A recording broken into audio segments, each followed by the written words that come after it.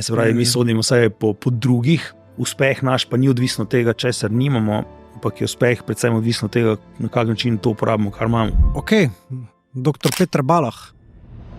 Tudi če si ti zelo dober v nečem, če se ne znaš prodati, pač te bodo potem po levi pa po desni drugi prehitevali. To se je meni dogajalo vmes, ko govorimo o inteligenciji, pa čim jo enačimo, to predvsem z nekimi dosežki v šoli, pridnostjo in tako naprej, kar je pa vidimo, da ne deluje.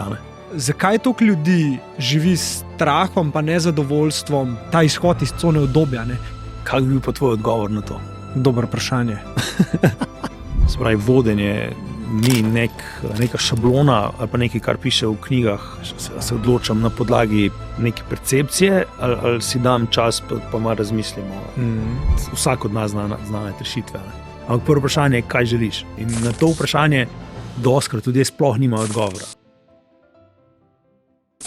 Preden greš gledati to epizodo, 77% ljudi, ki to gleda, ni naročenih na naš kanal. Meni pa moji ekipi ogromno pomeni, da nas na ta način podprete. Tako da bi ti rekel, da si vzem sekundo, dve, pa to naredi. Za tiste, ki že subscribate, delite to epizodo, govorite o nas toliko lepe stvari, pa hvala lepa. Zaradi vas ta projekt dobiva še večji zagon. Tako da uživi v pogledu. Ok, dr. Peter Balah. Lepo, da sva se najdla. V bistvu na en zelo zanimiv način. Noben mi še ni tako dober pisal v zvezi s podcastom, ki si mi ti. Ker sem mislil, da mi nekoga priporočaš, v bistvu je bil pa plot twist. In zato si danes tudi tukaj, ker se mi je zdelo tako vrhunsko, kar si napisal. In bo ta epizoda izgledala v bistvu tako, da me boš pelil čez svoj life. Pa če želiš, lahko na začetku mogoče poveš, kje si zdaj, kaj delaš, čim se ukvarjaš, ko da bojo gledalci tudi malo vedeli. Kakšne etikete si boš zdaj nalimo, jaz ti nam nobene. Pa bo šla pa nazaj na tistih prvi del od 9. leta do 16. leta. Zdaj ustvarjamo najboljše ekipe pa najboljša podjetja. Nekomu, ki je zelo ambiciozen, pomagamo to ambicioznost uresničiti. Kar se mogoče sliši dosti lahko enostavno, ali pa po drugi strani tudi nemogoče, ampak najbolj pomembno pa je, da se da. Se pravi, ambicija, pač višje cilje, ko imaš, ali pa še višje cilje, ko si jih postavljaš, to ne pomeni, da jih boš uresničil. Pač ambicija so samo cilji in od tebe pa odvisno, boš to dosegel ali ne. In tako kot je to na osebnem nivoju, je to tudi v bistvu pri ekipah, pri vodjih, pa pri organizacijah celih. Se pravi, da se premakniti nek način delovanja v nekaj, kar je res najboljše na svetu in to je tisto, kar počnemo danes. Popeljemo nekoga, ki je zataknjen, neko podjetje ali pa ekipo, ki je zataknjena na nekem nivoju delovanja, pa je že zelo dobra ponavadi, do naslednjega koraka. Če bi te vprašal, kjer problem rešujete, kaj bi mi rekel? Odnose, pa realizacijo potenciala, v bistvu, ki ga imajo ljudje, pa mi ocenjujemo, da je tam nekje 10-15% ga uresničujemo danes. Se pravi, da se vozimo v prvi ali pa drugi prestavi, imamo jih pa 6 ali pa neomejeno naprej. Samo tega ne znamo odkleniti ponavadi v nekih okoljih na workplaceu. In to je tisto, kar pač najdemo tretjo, pa četrto, pa peto preko drugačnega vodenja pa odnosov, ki jih vzpostavimo v ekipah. Kako bi pa rekel, da je potencial človeka, kako bi ga mogoče mi malo bolj razložil, kva misliš z besedo potencial, ki ga imamo? S čim je povezan, glede na kaj bi ga lahko ovrednotil? Ena stvar, na kateri tudi mi baziramo, so doma vsak neke prirojene odlike, talente v bistvu, ki jih imamo. In to je po Galupovi metodologiji, pač mi delamo, mi smo partner Galupa, ampak to je pač metodologija, ki mi pove, v čem sem jaz dober. In nekaj, kar imamo prirojeno, v čemer smo dobri, takrat, ko občutimo flow, takrat, ko res uživamo pri nečem, takrat, ko si v tistem brezčasnem momentu, takrat uporabljaš te tvoje naravne danosti. imamo pa zelo različne. Se pravi, samo tam 1 na 33 milijonov približno ima približno enake kot jaz. Se pravi, rabiš 16 Sloveniji, da še enega Jureta Laharnerja s podobnim mindsetom najdeš ali pa dobiš. In zdaj, a se tega zavedamo, a se tega dovolj zavedamo, to je tisto, kar pa tudi po vseh raziskavah vemo, da se ne. Se pravi, samo 1 od 6 ljudi na svetu uporablja te svoje talente tako dnevno. Se pravi, če je imel fuzbal ekipo, samo 1 od 6 bi bil fuzbaler v bistvu, pa da bi v tem užival. 1 od 5 pa nikoli. Se pravi, nikoli mi ni dano nekomu 20% ljudi, da bi uresničeval ta svoj potencial. In ravno ta del, se pravi, čem smo dobri, čem sem jaz dober, je popolnoma drugače, čemer si ti. Pa ne vem, ko sem na nekem sestanku, ko se zdaj pogovarjava, tebi grejo po glavi neka druga vprašanja, kot grejo meni, ko poslušam neko debato. To je pač mind flow, neke moje misli, tok misli. In tukaj noter smo toliko različni. In zdaj uresničiti ta potencial, ker so pa to odlike v bistvu, v čem sem jaz dober, postaviti ljudi, da so vsak dan v flowu, je pa tisto, kar je umetnost potem vodenja. In s tem v bistvu mislim ta neuresničen ali pa uresničen potencial. Več, ko sem v tej svoji coni razmišljanja, uresničevanja stvari, boljši sem. Kako bi pa mladi lahko, recimo, enka še ni v delovnem okolju, vzajmo za primer, 21-letnik dela nek svoj biznis, začel je, rečva, da je videograf, kakorkoli. Velikokrat se sprašujejo tako, kva so moji talenti, v čem sem jaz res dober, kako po tvojem mnenju oziroma po tvojih izkušnjah lahko človeku že v toliko zgodnih stanjih, če lahko, pomagaš oziroma si sam lahko pomaga pri tem, da svoje talente odklepa? Predvsem pri tem, da se o tem sprašujem, v čem sem dober, pa na kak način, v čem uživam, pa ko mi nekaj uspe, da se vprašam, na kak način sem to dosegel. To so večinoma prirojene, v veliki meri prirojene, nekaj malega pa tudi prizgojene lastnosti. In jaz, ne vem, pri svojih otrocih že od malega, ne vem, od 2. leta vidim pri njih, katere talente zelo verjetno ima, ali pa jih ima ta potencial, pa jih bo razvijal. Jaz imam 4 otroke in so zelo, zelo različni. Vsak od njih je zelo drugačen.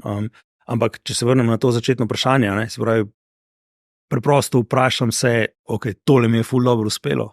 Ne vem, sem naredil neki izpit, sem se lotil nečesa, pa se pravi, kako sem zdaj ta, ne vem, neki posnel, če gremo za primer videograferja, kako sem dobil klienta, kako sem posnel dobro, kje sem najbolj užival, se pravi, sem si šel nekaj pogledat, dodatno na YouTube, pa sem karkoli že, se pravi, da poskušam razbiti ta moj proces uspeha, kaj vse sem počel, do tega, da mi je nekaj dobro, se pravi, uspelo zapakirati, pa recimo mogoče prodati. No in ko razbijem te korake, kaj sem naredil, a sem koga poklical in tako naprej. En mogoče bi poklical koga, frenda, drugi pa se zakopal v nek YouTube, recimo. In to so različni načini, torej preko katerega se izražajo torej moji načini razmišljanja. In ko jaz to razbijem, ko rečemo, da to mi je dobro uspelo, ko to razbijem, razparceliram, pa premislim o tem, začnem videti ali pa slutiti tiste moje momente ali pa trigere, se pravi, v katerih trenutkih sem bil zelo v flowu, pa mi je bilo všeč, kam je bil pa velik, ne vem, nek pain. In tisto, kar mi je pain, mi ni naravno. Nekomu, ne vem, frendu bi pa bilo. In tukaj so te razlike, ampak jaz potem moram zavestno iskati te momente, pa jih potem poskušati ponavljati, ali pa zdaj, ko dobim pa nov podoben projekt, pa se lotim in več tistega počnem v bistvu. To je en način, ker kar mi pravimo, je to, da uspeh, success leaves cues. Se pravi, uspeh pač pušča neke sledi ali pa neke hinte. Je pa res, da jih se večinoma sploh ne zavedamo, zaradi celega šuma in šundra zunanje okolice in vsega. In je ful težko biti sploh pozoren na to, če o tem zavestno ne razmišljaš. Drugo je pa tudi ena stvar, se pravi, ko mi kdo reče, da mu gre ful na živce, kakšna stvar pri meni, to je zelo verjetno nekaj, v čemer sem jaz dober, pa mogoče v kakem trenutku pretirano uporabljam. in zaradi tega grem potem tep na živce. Ampak vseeno, tudi to je v bistvu način te identifikacije nekih tega načina razmišljanja in potem mogoče tudi malo brzdanja, da ne pretiravamo. Se pravi, če nekoga oviram s tem, ampak vseeno, da se zavedam, da je pa to moj način dela in da samo na moj način v bistvu jaz lahko sem najboljša verzija sebe, pa uspem. Se pravi, gre za neko kombinacijo v bistvu samoopazovanja, pa nekak pogoj za to, da ugotoviš, v čem si dober, je, da delaš stvari in da prideš do te točke uspeha, da nekaj narediš dober. Ne? Tako je. Obstaja kakšna tehnika ali pa ne vem, nekaj, ki si v praksi videl, da se zelo dobro pri ljudeh obnese, da si stvari zapomnijo, da jih lahko ponotranje, da sploh vse opazijo. Ker to je lahko reči nekomu, ki, to dela veliko leta, en pa sploh ne razume, kaj to pomeni, kako se opaziti zdaj, kje sem jaz dober, kako ta proces razdeliti. Je kakšna taka simple tehnika? Mislim, tehnika drugače je assessment, ki ga narediš, pa identificira te tvoje talente, 34 jih je po Gallupu. Obstaja še neke druge načini, druga orodja, ampak za kar ga mi uporabljamo, ko mi pa pridemo, pa rečemo, okay, v ekipo pa rečemo, tole so vaši profili, dajmo zavideti, kako bomo mi v bistvu to najbolj izkoristili za to, da ekipa najbolj funkcionira. Da odpravimo frustracije, tisto, ko sem prej rekel, si gremo en drugo na živce, pa predvsem, da jaz pomagam tebi, da tvoje potenciale najbolj izkoristiš. No, in mi pridemo, pa rečemo, vsak naredi ta assessment, naredimo torej ta vpogled, se spoznamo v bistvu s temi talenti in je to. Gallup Clifton Strengths je to, ki ga zelo produktivno lahko uporabiš, ali čistko kot posameznik ali pa ekipa. In to je preverjen način, kako to hiter vidim, če rečemo, točno bi rad vedel, kateri to so. Se spomnim, ker smo to z vami delali. Pol sem šele dojel, ker sem videl, da sta z Borutom povezana. Sem rekel, čakaj, to je isto, takrat je bil še Ito Grow, to je še way back. Ampak jaz danes sem pil iz šalce, ker sem jo takrat dobil, s svojimi talenti, gor sem pil en napitek, ki ga delam od Magic Rootija. In sem se spomnil, tako mislim, večkrat se spomnim na to in jaz sem v tem procesu zelo živel, ker sem tip človeka, ki je zelo firpčen in rad raziskujem sebe. Kaj mi imate vi zdaj zapovedati o meni, da vidim, koliko me poznate. In dejansko sem imel, mislim, da imam relatorja, torej nekoga, ki se povezuje, drugo je vision, se pravi vizionarja, pol naprej pa sem malo pozabil, kako grejo. Ampak te dva dejansko zdaj od tega procesa, ki smo mi delali, ful bolj opazim. In mi je to dejansko pomagalo, da sem znal definirati, kjer talent jaz zdaj sploh opazujem. Tako ti že lahko opažaš, ampak a ga znaš poimenovati, a ga znaš obesediti, ker se mi zdi, da pa obesedimo, pa damo neko definicijo, ki je nam jasna, pa s to jasnostjo odklenemo uno povezavo možgani, ok, razumem in zato tudi pol večkrat lahko to opazim. A bi rekel, da je ključno v tem procesu, če nekdo zdaj želi spoznati svoje talente ali pa želi ratati boljši, tudi nekako, koliko je sposoben jasno definirati, kaj zanj ta talent pomeni, pa kako se odraža v praksi.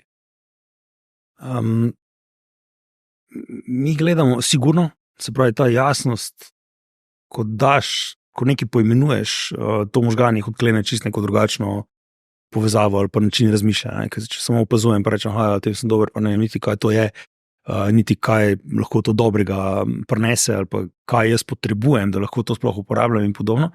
Tako da je to dosti težje delati, kot če ta opis jasno vidiš. To je približno tako kot čustvi. Ti lahko rečeš, kako si, dobiš nek zelo plehek odgovor, če imaš pa tako 50 čustev napisanih, ki so jih imaš pokategorizirane od nekih frustracij pa do nekega pozitivnega vznemirjenja, tam boš pa zelo hiter našel ta pravo besedo za to in se lahko bistveno drugače pogovarjaš o tem, kako se počutiš. To je recimo ful dobra tehnika neki za pogovor, ne vem, tudi z otroci. Ko prideš v šole pa rečeš, kako je bilo v šoli dober, to je edini odgovor, ki ga dobiš.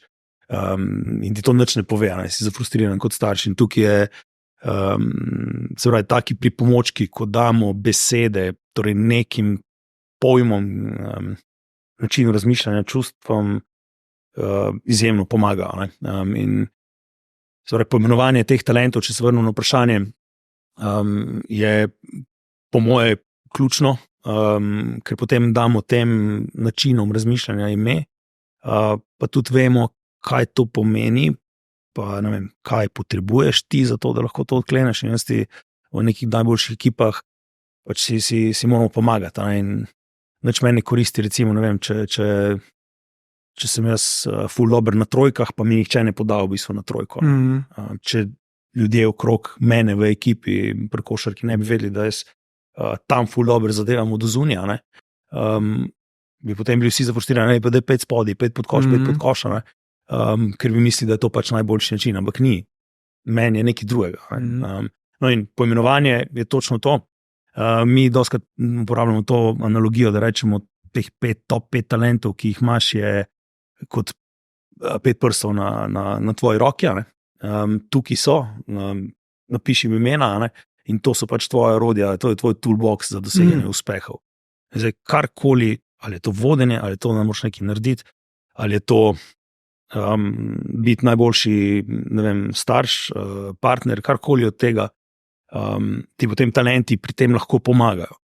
Se pravi, to je pač moj how, kaj je pa za narediti, je pa nekaj drugega, to je pač odvisno od tvoje vloge.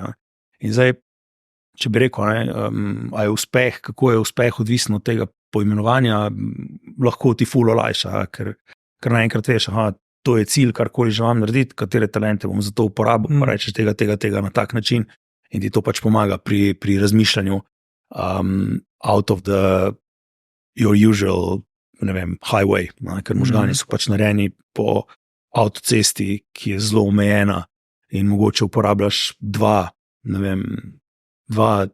talenta, 3 mogoče od vseh teh, ki so najbolj dominantni za res, pa ostale malo občasno. To, da pa kar naenkrat vidiš, teh 5 prstov imam, pa zdaj v bistvu za kjerokoli situacijo lahko premislim, kaj bom naredil drugače, je pa to takojšnja bližnica do nekih hitrejših rezultatov lahko. In poimenovanje sigurno koristi, ker omogoča pač na drugačen način razmišljanje o nekih aktivnostih, se pravi, da ne skočim kar v neki, pa poskušam nekaj narediti na prvo žogo, ampak za trenutek razmislim, se malo stavim, tudi če za 5 sekund, ker pol prestavim v to pravo prestavo, drugače se pač zaletavam v drugi mogoče. Ja. Ena zanimiva stvar je še bila v tem procesu, zdaj mi je prišla gor in fulor sem se spomnil. Surovi pa razviti talenti, da v bistvu se en talent, ki ga bom čez svojo izkušnjo povedal, ki ga zdaj znam zelo dobro izkoristiti v pravi namen, ne vem, kako bi se izrazil, se je nekoč v preteklosti odražal na drugačen način. Recimo, moja iznajdljivost v poslu zdaj se je včasih mogoče kazala s tem, da sem se iz kakšne situacije znal dobro zvleči. In načeloma jaz bi takrat lahko to ne vzemal kot talent, ampak kot hibo, torej, da se vlečem iz situacije, in bi s tem nezrelim razmišljanjem lahko ta talent pač dejansko jaz zabol dol, ali pa bi to naredili starši ali pa učitelji. Daj mi malo povej, kako ste prišli do ugotovitve tega, da v bistvu obstajajo nerazviti pa razviti talenti in dejansko ste jih lepo umestili, da sem jih jaz razumel, pa vsi tudi ostali. Kaj je bil proces za tem? Mislim, da je izhodišče pač to, da smo takšni, kot smo. Se pravi, pač soproge, žene, boljše polovice, ali pa ko greš v neko tako skupnost dveh, takrat greš, pa ti je ful všeč, ponavadi, določene stvari, neke anomalije v drugačnost v bistvu v razmišljanju. Potem čez 1, 2, 3, 5 let, 10 let ti postane pa to zelo velika, ne vem, lahko ovira celo ali pa nekaj, kar ti gre blazno na živce. Ampak mislim, da smo pač vsak, ki se rodi, ima napeljavo v glavi tako, kot jo ima. Lahko seveda pač okolje vpliva na to, zelo tudi, ampak določene stvari, se pravi način razmišljanja in tako naprej, to je po teh Galupovih raziskavah, je pa prirojeno in to so te talenti. In zdaj, kaj to pomeni, pač tak si, kot si, in zdaj, okay, če imamo vsi talente, pa če smo vsi v nečem zelo dobri, prvič, zakaj nismo pol vsi ful uspešni? Ali pa celo obratno, zakaj, ne vem, 80% podjetij ali pa ekip ne doseže pomembnih ciljev, ali pa zakaj nam, kar tudi raziskave kažejo, če gledamo nek tedenski cikl, 75% ljudi ne uspe narediti prioritetnih stvari v tednu. Se pravi, imam to pa to, si rečem, to pa to bi rad naredil in pač 3/4 ljudem ne bo uspelo tega speljati. Zakaj? Ravno to, zakaj ne? En del odgovora je tudi tem pač način, dobro, ja, v veliki meri so to naše navade pa distrakcije, ki prihajajo od zunja, ampak te navade, naše vedenje, način razmišljanja prihaja pač iz takšnega načina uporabe talentov ali pa upravljanja s svojimi mislimi, kot smo jih bili navajeni ali pa kot smo si jih zgradili tekom leta. In to je zapečeno, pri čemer pač določenih talentov jih mi imamo, ampak jih ne uporabljamo dovolj ali pa pretirano uporabljamo. In tukaj si prej rekel, nezrele oblike, kaj to zdaj pomeni. Se pravi, jaz lahko imam, če karikiram z tem toolboxom, recimo, da je to, ne vem, kladivo, izvijač, gobica, ne vem, pa še dve te orodja. In če jaz rečem, če mi nekdo reče, da je pa razbiti steno, bom to kladivo uporabil. Ali pa recimo moj go-to tool je to kladivo. In zdaj, če mi nekdo reče, torej, da ne razbijem steno, bom seveda to kladivo dobro uporabil. Če mi pa nekdo reče, da je pa zdaj, ne vem, uro popraviti, bom pa vsaj mogoče poskušal kladivo uporabiti, čeprav mi potem ne bo uspelo. No, in pretirana uporaba talentov je v bistvu to, da pretiravam v tem, kar sem. Recimo nek tak tipičen primer, prej si rekel, relator si, torej rad delaš z nekom skupaj, v nekih tesnih ekipah, recimo, zdaj ti je ful pomembno ta neko zaupanje, da neko skupaj en tak dober vibe ustvariš, da imaš tudi nek odnos, recimo zunaj službe z temi osebami, s katerimi delaš in tako naprej. Resnica. No in zdaj tukaj je potem, zdaj pa si predstavlja, zdaj prije pa nekdo nov v ekipo in ti imaš, ne vem, 3-4 ljudi že okrog sebe in zdaj pride nekdo nov v ekipo in ta relator, če bi ga ti preveč uporabljal, bi pomenilo kaj, da bi pač vi trije prejšnji, bi pač bili ena taka ločena klika, ki bi imeli neke svoje načine, fore in tako naprej in potem unga od zunaj pač ne spustite noter. In ti s svojim relatorjem bi lahko to drive-u, ker bi ti bilo tisto odnos z unimi tremi seveda ful pomembno, tega pa še ne bi spustil noter ali pa ne prav času. In to je potem pretirana uporaba nečesa ali pa achiever. Achiever je izmed najpogostejših v populaciji kot talent. In to vidimo pa vsak dan. Achiever pomeni, da na rok naredim, da si naredim v koledar, razparceliram stvari, da si naredim v koledar neke torej, opravila, kljukice in tako naprej. Ampak to, če sem jaz vodja, pa sem samo achiever, kar to pomeni, da bom jaz postavil neke roke, ki so lahko pretirani, popolnoma neopravičeni in tako naprej do ekipe in pa bi rekel, da je tole dajmo do srede narediti. In potem ekipa pride pa reče, tole pa ne bo šlo, potem jim pa ustrajajo, pa zakaj ne, pa težil, pa mikromanager in tako naprej. In to je bil achiever v čist pretirani obliki, ker sem se sploh vprašal, a je to prioriteta, zakaj nam ni to uspelo in tako naprej. Se pravi, sem spodbudil ekipo, ali sem jo samo kritiziral. In to pa ne ustvari najboljšega okolja, ampak samo nek pressure, ki mogoče ni potreben. In te nezrele oblike, se pravi, ne to, česar jaz nimam, pa česar nisem. In to je ena izmed stvari, ki mi sodimo pač ali sebe ali druge po nečem, kar sploh nimam. Pa rečem, veš, ne vem, Jure ima pa full connection, veš, ne vem, 10,000 ljudi, pa gre na neko zabavo ali pa nek poslovni dogodek, pa tam pozna vse ljudi. Jaz pa tega nimam in potem mislim, zdaj pa jaz ne bom mogel nikoli se navezati stika z nekom, ne bom mogel prodati kaj in tako naprej. Ne? Se pravi, mi sodimo vse po drugih, sploh, ko gledamo vse te social medije in tako naprej in si vsi želimo biti tisto, česar v bistvu sploh nismo. No in uspeh naš pa ni odvisno od tega, česar nimamo, ampak je uspeh predvsem odvisno od tega, na kak način to uporabimo, kar imamo. In tam pride potem ta samorefleksija, uporabljam to, pa kako uporabljam tisto, v čemer sem dober, pa a mi uspe, omejiti v bistvu te nezrele oblike mojih talentov, ker pač kladivo ni dobro, če hočem očistiti ali pa popraviti uro. Ja, pa tudi pričakovanje, recimo po Retrieverju je bila ena taka, ki sem jaz pri svojemu dobremu kolegu opazil, sva se o tem tudi pogovorila, sem malo ozavestil, je bilo to, da je pričakoval, da bojo drugi toliko trdo delali kao on, ne?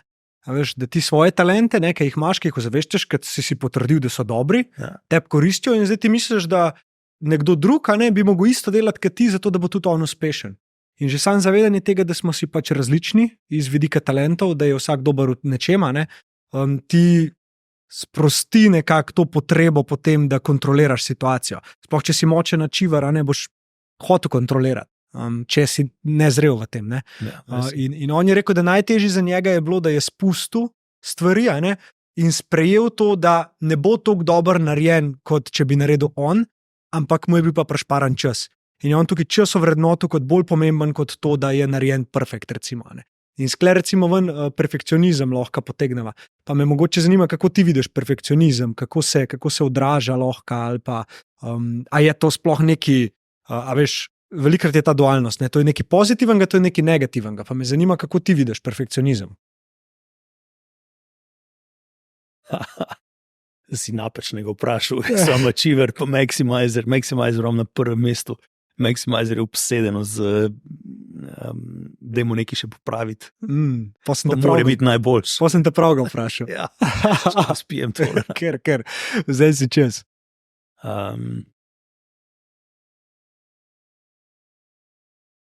Jaz mislim, da tam, kjer imaš, ne vem, jaz kako gledam zdaj na to, jaz sem bil, mislim, res verjetno najslabša verzija perfekcionista v vseh, tudi prejšnjih karierah. Kar je pomenilo, kar pomeni, ne vem, čist, dobimo, dajmo tole narediti, recimo kot ekipa, ok, dobiš nek predlog, ne vem, landing page-a, recimo, pa rečeš, tole ni v redu, da je tole treba spremeniti, a ne bi še malo pogledali, dajmo še malo pogledati, pol to lonče potem nekega produkta čez 3 leta, ne čez 2 dni. Ali pa, ne vem, torej, jasno. No in zdaj, kar je meni pomagalo, je v bistvu to, da mindset, se pravi,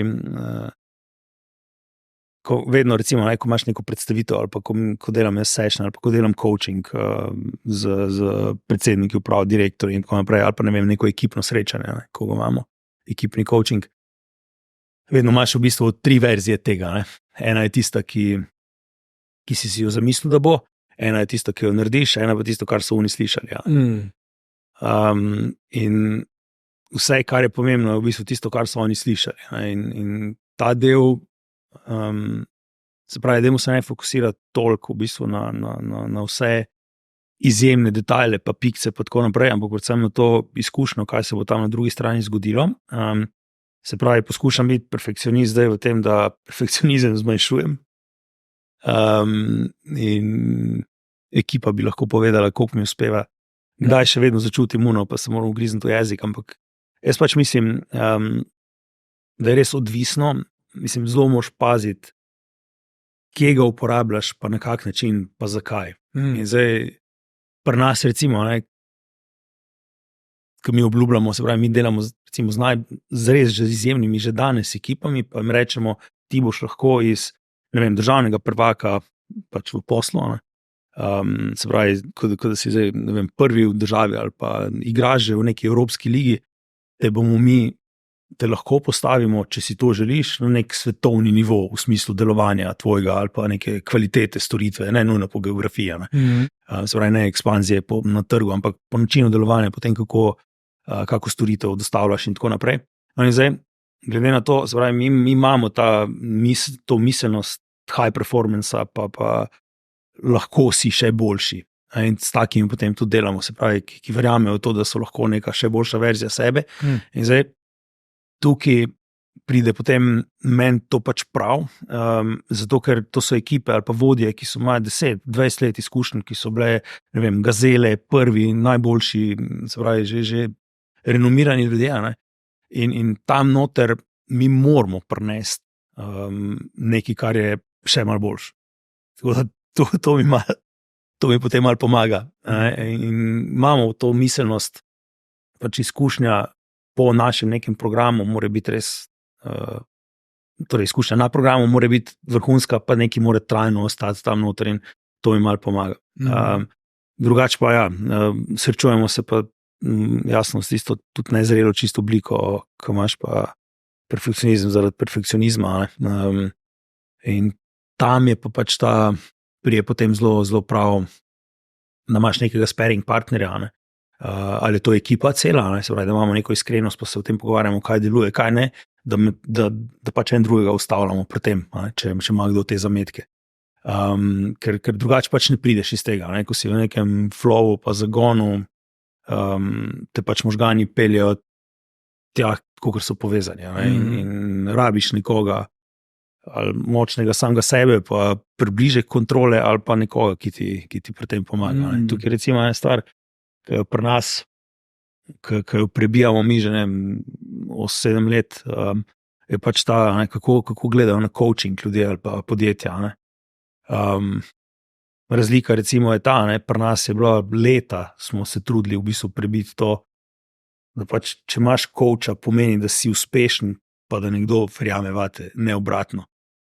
Leta nazaj smo prišli, smo se pogovarjali recimo z HR-ovci, z nekimi lastniki podjetij, pa reče, tale je pa res slab, dajte mu nekdo prije, pa ga malo pocoacha, da bo malo boljši. Ampak to je popolnoma napačen mindset. In s tujci, ko delamo, tam je v bistvu tako boljšega coacha, ko imaš večji frajer si, bolj znanga, ko imaš več, ko jih imaš, boljše to zate, ker pomeni, da si ga lahko privoščiš, da skozi se poskušaš izboljševati in tako naprej. In ta del je recimo ful zanimiv in ne vem, tudi v nekaterih podjetjih, ko smo mi delali z njimi, smo zdaj to prepeljali in ne vem, 5 let nazaj ni bilo šans, da bi rekli vsi, ki so na nivoju uprave, izvršnih direktorjev in tako naprej vodja, nekih 4 nivojev, tudi v kakšnem večjem podjetju, da bi imeli vsi stalno coache. Zdaj je pa to že praksa v nekaterih, tudi pri nas podjetjih. Se pravi, mora imeti coacha, če si ti na nivoju tem pa tem, ga moraš imeti in moraš imeti enkrat vsaj 4-krat na leto, recimo nek tak session. In to je nekdo potem, ne vem, ki ti lahko pomaga pri brzdanju tvojih, tudi recimo perfekcionizma, pa da te vidi, pa da ti reče, tole pa se ni dobro izteklo, kako bi zdaj ti to spremenil. Ok, ampak da ti ljudje zaupajo na takem nivoju, se prav govoriva o nekih ogromnih podjetjih, moraš svojo pot prehoditi, pa bi šel mogoče malo zdaj na tvojo pot. Tega sem se res veselil. Dajva začeti. Na začetku, v bistvu, daj mi povej, kako je tvoj odraščanje izgledal, kako je tvoje življenje takrat potekalo? To je moral starše vprašati. Po mojem imamo vsi neko izkrivljeno sliko realnosti, pa nekaj, kar si takrat zamišljaš, ampak mislim, iz Velenja. Imel sem take zanimive sosede, ki so danes vsi neki po televizijah. Sixpack, Čukur, pa Poles sem bil mentor za diplomo, vremenarka, Joškova, pa tako, pa tudi neki, ki so bili atleti vrhunski, svetovni in tako naprej. Tako da zelo tako zanimiv bunch of kids smo bili. Tako da to. Obseden sem bil z računalniki, pa obseden. Mislim, če bi danes gledal, kaj dopuščam jaz otrokom, je to bistveno manj exposure digitalnim napravam, kot sem ga jaz imel takrat, so le pač takrat malo drugačne tiste naprave. Ne? In je bilo to mogoče teh škodljivih vplivov, ali pa tudi, ne vem. To, no, pa v šolo sem hodil tako, pač bolj mimogrede, pa judo sem treniral 80 let. To je bila moja okupacija in To je to, ne? sem imel kaj posebnega v mislih, ko si to vprašal. Ja, nekaj si mi omenil, da si bil pirat. To je bil en del, ja. Mi pač nismo imeli, jaz sem na fejhtu v bistvu tistega komodorca od staršev, pa predvsem zato, ker so ga videli pri bratrancu, ne. In pa sem verjetno toliko časa težil, da sem ga dobil, ampak nismo imeli neki fulnarja, da bi pol to te igrice, originale kupovali po to. To je bila čisto drugačna scena takrat. Tako da jaz sem se pol pač znašel, pa sem začel kopirati te igrice, pa dost na veliko pol v bistvu to delo. Ampak ja, takrat je bilo to legalno. A si prodajo igrice pol? Ja, takrat je bilo to legalno, še enkrat, disclaimer. Ampak ja, jaz sem tam od nekega v 2. razredu, se spomnim, osnovne šole, to je tako kot zdaj 3, ne, približno tam 8-9 let sem bil star, sem odprl svoj podvig podjetniški prvi, pa sem začel kopirati v bistvu te igre in skozi leta sem bil v nekem trenutku povezan v bistvu ko so bili že modemi in tako naprej, sem bil glavni zalagatelj cele Jugoslavije z igricami za Amigo, še z enim prijateljem so to naredila. Ampak ja, malo se mi zdelo brez veze, da bi nekaj na malo, ne. Pa sem rekel, okay, mislim, kako lahko imam zdaj vse najboljše, pa največje release, pa da jih imam čim prej, pa da pač tistega enega, ki ti je pa res dober, pa igraš, ne, in sem iz tega prišel, okay, se pravi, če to rabim, mislim, če to želim, moram pač vse igre videti, se pravi, jih moram imeti, moram si jih kupiti, kako jih bom pa to naredil, enač pač to bom prodajal, kar imam, dokler ne bom imel dovolj, da bi to zaslužil.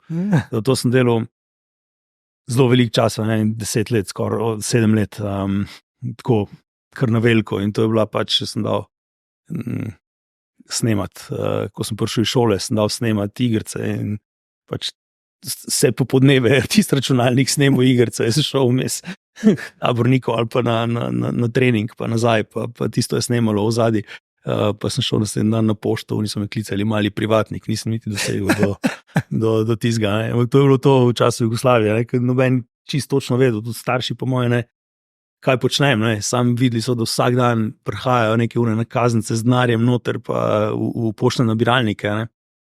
Pa neki paketi, pa so morali večji box kupiti za pošto, pa tako, ampak starši so pač šli zraven, pa sem rekel, da gremo po 200 kasete naše.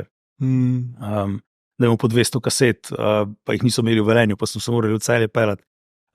Oni so itak gledali, kaj je 200 kaset, mislim, to je cela zaloga, celoletna zaloga za uno neko trgovino Mlane. Jaz sem jih pa enkrat na teden prišel kupiti. Tako zanimiv, ful zanimivo obdobje, ki je pa tudi po moje nekaj prineslo. Kaj so pa starši rekli, mislim, kako je kakšna interakcija izgledala? Se spomniš mogoče, ko so ugotovili kakšen pogovor? Se spomnim, ja. Mislim, starši so mi ful zaupali, no. To vem, to čutim še danes, ne, iz vseh stvari, ki sem jih delal tudi na en pol odločitev za srednjo šolo, pa tako naprej, ne. Ko so jih klicali v šolo, zakaj sem jaz, se pravi, oni so rekli, jaz moram na gimnazijo, jaz sem tam napisal srednja računalniška, ne, in sem se skregal na mrtvo z pedagoško delavko, ne. Pa so prišli še neki psihologi, pa me neki ocenjevali, če je kaj narobe, pa tako, no, ampak tam so mi zaupali, pa so rekli, brez veze, zakaj bi ga zasilili, ne. Tako da so mi ful zaupali, no, in tudi kar se tiče tega, ne, so me podpirali, ne vem. Verjetno se mi je malo dobro zdelo po eni strani, po drugi strani pa po moje tudi nisem čisto točno vedela, kaj se dogaja. Vedela sta pa, da nisem več težil za ali nov računalnik ali printer ali karkoli, to sem pač vse kupil sam, tistega denarja, ki je prišel. Ni pa nič ostalo. Ja, prej si rekel, čakaj, kako si že rekel, zakaj se je to dobro izkazalo, oziroma kako si to videl kot dobro, kaj si te mislil? Ne vem, po moje, mislim, da predvsem iz tega, mislim, ena stvar, ki se mi zdi ful pomembna v življenju, je ta, da imaš kar nekaj neuspehov za sabo, pa da vidiš, kje se zaletiš, pa dobro je, da se čim prej, pa večkrat, zato da potem se naučiš reagirati na neke frustracije, pa izgube, če tako rečemo. In tam je bilo cel kup stvari, mislim, glede na to, da je bilo vse to nekaj tako pri nas legalno, vse posod druge že nelegalno in tako naprej, pa so bile stvari, ki se dogajale, sem jaz nakazal, ne vem, 500 nemških mark v Nemčijo, nekemu piratu, ki se je pisal nek Jovica Mikolič, ali ne vem, kaj je že bil, ne. In tistega denarja valjda nisem nikoli več videl, to je bilo pa tako 3 plače od mojega očeta takrat, ne. In meni se to ni zdelo nič posebnega, starši pa tega niso vedeli. Ampak to so neke stvari, mislim, nisem zdelo nič posebnega v tem smislu, kaj pač se ne bom propadel, probo sem, ja, zdaj kar nekaj denarja zginilo, ne. Ampak se naučiš v bistvu, da pač preživiš, da to ne potrečiš do konca, ne. In to je recimo ena taka stvar,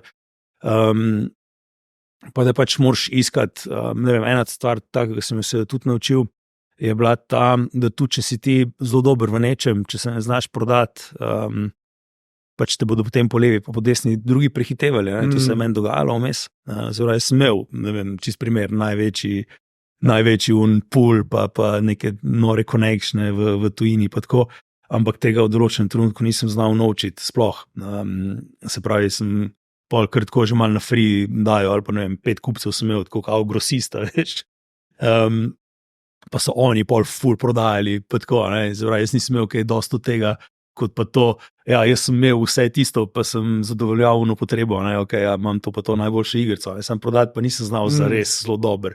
In tam sem se potem naučil, kako zdaj, zakaj ima on več, pa ni pol tega nič naredil, ne, sem tukaj neko celo infrastrukturo, connectione, ki sem gradil leta, pa mi ni uspelo, ne, recimo, monetizirati, če rečemo v današnjem času tega na tako dober način. In to so recimo neki taki learningi, ki ti ostanejo. Pa ta vztrajnost, ne, pa kumulativno grajenje nečesa, pač da veš, da vsaj meni, ne vem, to uteho, ali kakorkoli že, me pa potolaži kdaj, ne, da pač uspeh ne pride čez noč.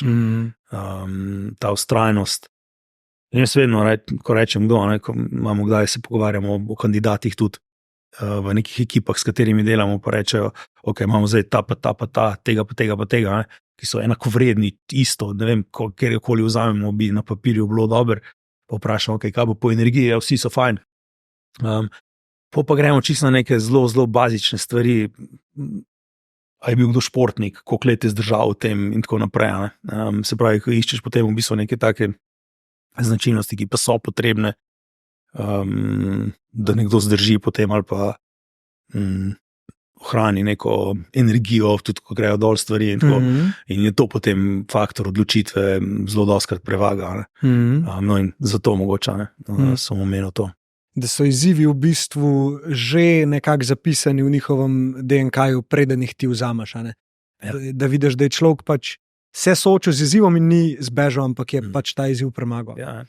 Jaz sem tako eno zaposlil še na agenciji, ker sem delal, ker mi je rekla, da je judo trenirala, ful dobro bilo v judu, poj pa coke si zjebala in sem jo vprašal, kaj si naredila.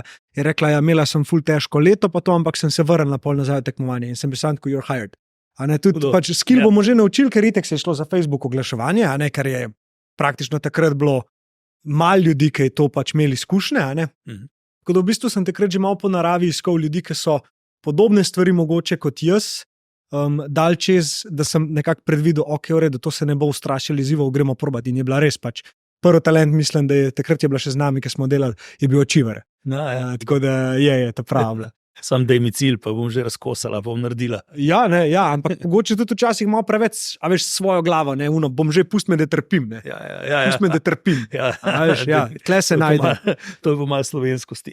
No, ja, evo, vse to. Zdaj me je prišlo na misel, ko si to rekel, Tina Maze, par let nazaj, smo imeli eno zaprt krog, pa je povedala v bistvu, in bilo ravno to vprašanje, veš, kako zdržiš ti, ne vem, leta,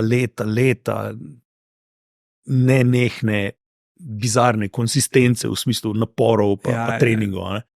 In je bilo ful zanimivo, ne, odgovor. Je bilo pač rečem, jaz vem, da to moram narediti, če pač danes ne bom naredila, to pomeni, da bom pač takrat slabša. Ne. Se pravi, to je eno, pač konsistenca, trust the process, ne. Se pravi, zaupi temu procesu, pa ga spelj do konca, ampak še vedno potem vprašanje, okay, kaj pa, kot je ful težko, rekla, pač to je itak sam telo, pa možgani, ki se nekaj oglašajo, to je meso, ki ga moraš teps pa obdelati, ali nekaj v tem stilu, veš, pač to telo bo že naredilo tistih 5000 poskokov zdaj do malca, pa še 15,000 popoldne. In ta mindset, skoraj že malo mašina, ne? Ampak dobro, to so res ekstremni športi, ki pa, ne vem, če vsaj malo to scale downamo, pa če jaz hočem biti pač, ne vem, voditi dober ekipo, če gledamo to relacijo malo, biti uspešno v nečem, pač ustrajati moram, pa nek proces postaviti, pa mu zaupati in tam noter se potem zgodi uspeh. Hiter lahko rata ta pristop, ta mindset tega Goggins approacha, ne? Bo že zdržal telo, pač sam možgani mi govorijo, mal toksičen tudi, oziroma posledice lahko pusti na telesu, oziroma terja nek svoj davka, ne? Kako pa ta del vidiš, glede na to, da se ukvarjaš z izjemnimi posamezniki, ki večina od njih je tudi verjetno bila v situacijah, ki so bili tako preveč, ne? To pa definitivno dobro plat izpostavljaš zdaj. Burnouta posega je pa pretirano. Mislim, da ima po zadnjih raziskavah za nekih 44% ljudi izkusi simptome, občuti simptome visokega burnouta dnevno. Se pravi, imamo v bistvu vsi te zametke, ali pa ne vem, polovica ljudi skoraj, če bi gledal tako po statistiki, smo pod tem velikim pressurjem, pod občutki anksioznosti in tako naprej. Kar pomeni seveda, če pač imaš ta mindset, se bo šlo do konca, pač vse en, kam mi telo govori, sam piči do konca, je lahko zelo škodljivo. Sem imel dvakrat v bistvu neko tako dost na meji epizodo burnouta, še preden je bil populariziran, pa smo začeli dosti govoriti o tem, pa pisati knjige o tem in tako naprej. Ampak prvič sem se zbudil 21-22, nekaj takega. Sem delal za multinacionalko konzultingu, ki so pa znane v bistvu potem, da te brainwashajo na polno in te dajo v nek proces in ti moraš pač to zdržati. Je pa velika razlika, kakega vodjo dobiš. Tisti, ki zdržijo, imajo praviloma izjemnega, zelo dobrega vodjo, ki ublaži v bistvu te simptome pressure, ker tam je nikoli ni dovolj, nikoli je, vedno je še nekaj, pa še nekaj, pa še nekaj. Lahko imaš pa nesrečo, pa imaš v bistvu serijo, ne vem, nekih ali projektnih vodij ali pa vodij, ki ti pa ustvarja dodatno ta pressure. Da smo pregovorili o tem toksičnosti ali pa o pretiranju uporabi nekih talentov. A si naredil do zdaj, so se en, če je to treba še v torek, dej raj zdaj in podobno. Pol je to ongoing. In ja, potem imaš pa kavo in tako naprej. Ampak takrat, ko si tako po faksu, takrat v bistvu še največ držiš. In zato jih na tak način sploh korporacije velike utirjajo, ali pa so jih takrat, 20 let nazaj utirjale. No in jaz sem se zbudil sem se v hotelski sobi, pa nisem vedel, kje sem. Gledal sem tako v strop, pa nisem vedel, kje sem. Takrat še ni bilo teh mobilcev, da bi bila lokacija gor. Videl sem neke črke, sem videl nekje na Baltiku, nekje v eni uni državi, gor, severovzhodno. Ampak nisem vedel, kje sem. Sploh nisem vedel, kje sem. Šel sem dol v recepcijo, sem rekel, kje sem. On me gleda, ura je bila, sem videl, potem je bila 6 popoldne, nekaj takega. Me gleda v recepciji, če pokliče zdravnika, sprašujem. Jaz rečem, ne, sam povejte mi, kje sem, mal ne vem. In reče, Tallinn, Estonija. Sem rekel, ok, dokdaj pa sem tukaj, pa reče, jutri imate bojenje ob 4 zjutraj, tako da predvidevam, da greste jutri nekam. Sem rekel, ok, je potni list lele, ali ga imam gor, ali kje. Nisem vedel nič več. In bil sem toliko zmatran, pa toliko, v bistvu meseci se je potem vse zgodilo v tistem trenutku. In sem potem na poti nazaj, potem sem šel spat, pa sem na poti nazaj napisal odpoved, pa sem nesel na mizo direktorci. In brez kakšnega koli B plana, ne, čeprav je to ono, ki priješ, pa rečeš, wow, to imam pa kariero, ne. Bi vsi rekli, kar ne bo zdaj zaradi tega dal odpoved, ne, ampak jaz sem takrat pač napisal odpoved, sem šel, pa sem jo dal. Direktorica je govorila nekaj še, ko sem odhajal ven, je rekla, odpovedni rok 3 mesece, nekaj takega, sem rekel, tamle je računalnik, čau, pa sem šel v fitness, nisem nikoli več šel skozi ta vrata, tako da ti za 3 mesece odpovedni rok nima smisla, ne. Mislim, ga nisem kaj obzrval. Ampak point je v tem, no, pač ja, ko pogledam to nazaj, se te simptomi jih vidiš, čutiš in tako naprej, ampak zdaj, a jih sploh se zaveš, pa jim daš neko pozornost, ali ne. In to je tudi ena taka stvar, ki jo danes, ne vem, danes, ko delamo v bistvu pa ravno s takimi high performing in tako naprej, kot ne vem, neka prva stvar, ki jo vprašal, ne, kje se ti dogaja največje frustracije, kaj je tisto, kar te ubije, ali pa da imaš trenutek, da te zaboli, pa kje te zaboli, pa tako naprej, zato sploh se začnemo zavedati v bistvu, ali pa začnejo zavedati, kaj jim telo sporoča. Tako da izjemno pomembno vprašanje, ki si ga izpostavil. In ja, bistveno več bi se morali o tem spraševati, pa korigirati, pa predvsem odstranjati tisto, kar nam ne koristi. Kako si se pa ti soočil takrat s svojimi občutki pa 21, glede na to, da je prišel do tega, da si šel čez prag, a ne? Kako si se takrat soočil, je bil prisoten strah, a je bila frustracija, kako te je pol pripeljalo do tega, da si napisal odpoved in rekel, to je to? Noč, to mi je bila, se mi zdi tako, sem že prej, veš, se najzadovoljno, ne, pa rečeš, pa to brez veze, pa spet to delati, ne, pa ne vem, v petek do 10 zvečer tam v pisarni, pa se pol zbudiš, pa v soboto ali pa v nedeljo zjutraj že na letalo, pa v neko drugo državo, pa tako naprej, ne. In se imaš že prej, ne, ampak ne vem, ko si mlad, pa nimaš družine, pa tako naprej, greš ali fitness, ali nekaj spiješ, greš na kako žurko dobro, pa tako, pač vse to balansira, kompenzira z nekimi drugimi stvarmi. Tako da takrat ni bilo nič v bistvu, pač jaz sem tisto odpoved napisal, ful se počutil olajšanega, sem rekel, kaj sem naredil korak naprej, obleko sem strgal iz sebe, v bistvu, ko sem prišel domov, pa sem si dal trenerko gor, pa sem šel na fitness, ne. Pa sem rekel, kam pa zdaj delal, ful sem rad potoval takrat, ko da je bilo potem prvič, mislim, sem spet po nekih enem dobrem letu, nekaj takega hardcore dela, sem se spet lahko vrnil, pa sem rekel, kam bi zdaj šel, pa sem šel nekam potem, ne? Ampak to je vse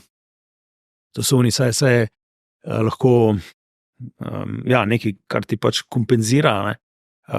Se mi zdi, pa da vzameš dopust ali nekaj, ne? Samo vse en, kaj pa je tisto, kar bo pa na dolgi rok, pa ni, ne? Se pravi, da greš ti v tak ekstrem, pa spet v neko kompenzacijo zdaj grem pa ne vem, za en mesec na dopust. Ko pa si skozi kola, ne? In te vedno bolj si tako, ne?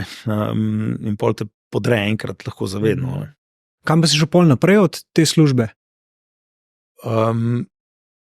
Pol sem šel, pol sem dobil se pravi, dal sem odpoved, pa sem dobil čez 3 dni ponudbo iz ekonomske fakultete.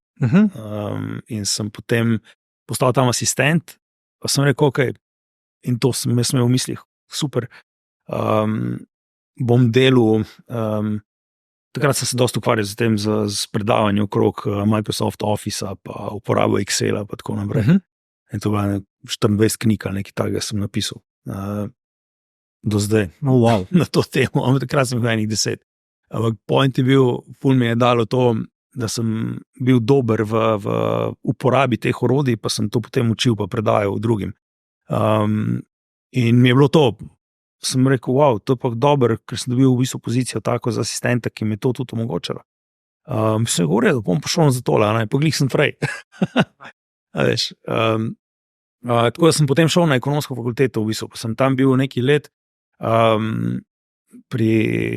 na poslovni informatiki, vodenju projektov, managementu inovacij. To so bili neki taki predmeti, okrog katerih sem se vrtel. Mi je pa to omogočalo predvsem to, da sem bil v stiku s podjetji tudi. Se pravi, eno je to, da si lahko sam razporediš prvič časa, se pravi, da sem lahko poleti potoval, pa sem takrat, ko je bilo za delati, veliko naredil. Pa to, da sem bil v stiku s podjetji, ker pač je pa tole neka inštitucija pri nas, ki podjetjem nekaj pomeni. In sem imel potem dostop v bistvu do tudi raznih svetovanj, pa tudi treningov, ki sem jih izvajal, pa da sem ostal v stiku s biznisom. Tako da mi je bilo to v bistvu ful dobro. Sem moral potem pač doktorat narediti, pa vse, kar si želel.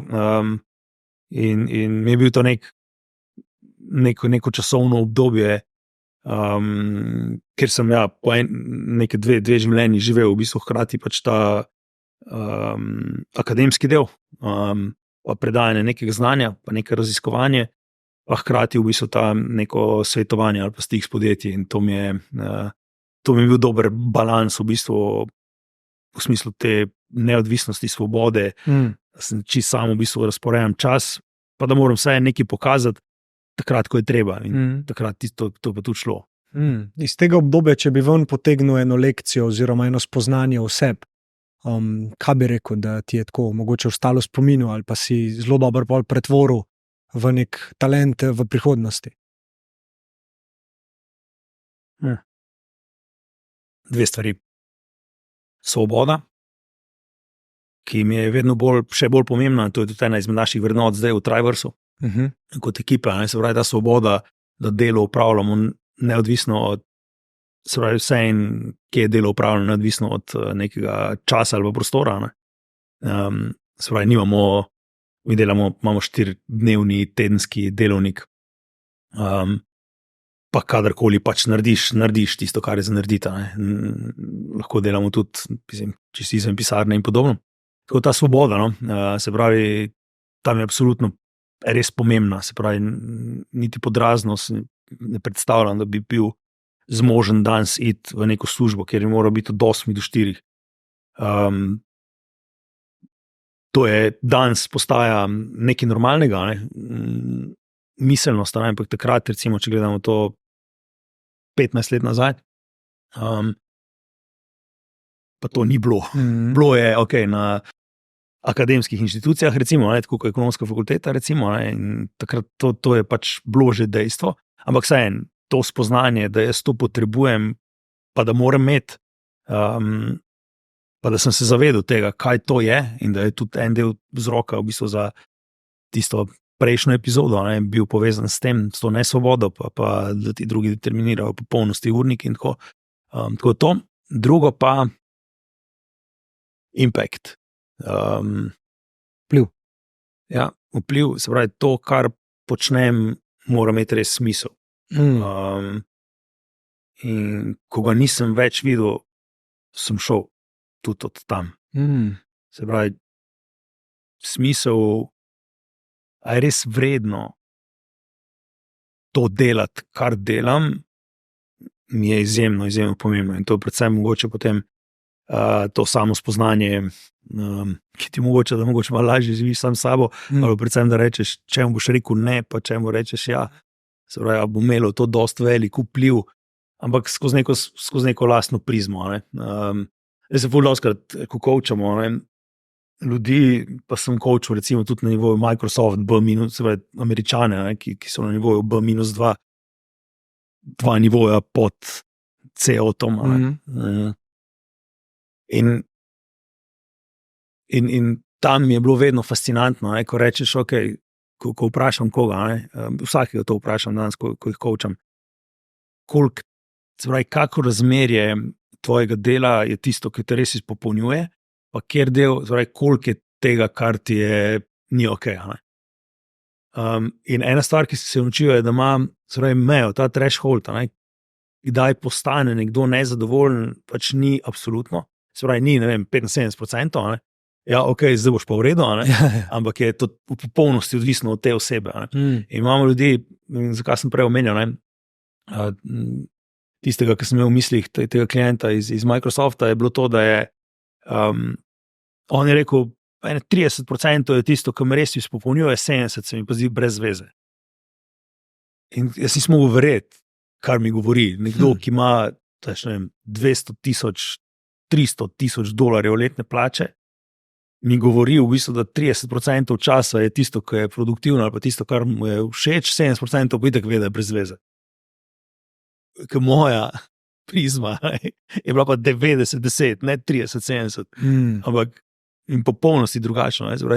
Meni mora imeti 90% v smislu, 10 z 10 pa še preživim, da je mogoče malo brez veze. Ampak ta spoznanje v bistvu, zdaj, ko si me vprašal, se mi zdi ful pomembno, se pravi, da sem spoznal tam, koliko je ta meja, pa koliko mi je pomembno v bistvu, da ima to, kar počnem, res nek vpliv. Se pravi, da ne delam nekaj, kar je samo sebi namen, kar sem imel dostikrat občutek, ko smo pisali te znanstvene članke, pa smo jih res veliko napisali. Tam je bila ena dobra naveza, ker sem imel tudi mentorja iz Amerike, ker sem ga verjetno spet sam poiskal, mislim, sem ga poiskal sam, ampak veliko teh znanstvenih člankov, ki so imeli faktor vpliva in tako naprej, smo napisali. In bi lahko rekli, da glede na to, da sem bil takrat nek asistent pa z doktoratom, pa tako, bi lahko rekli, da sem bil zelo uspešen.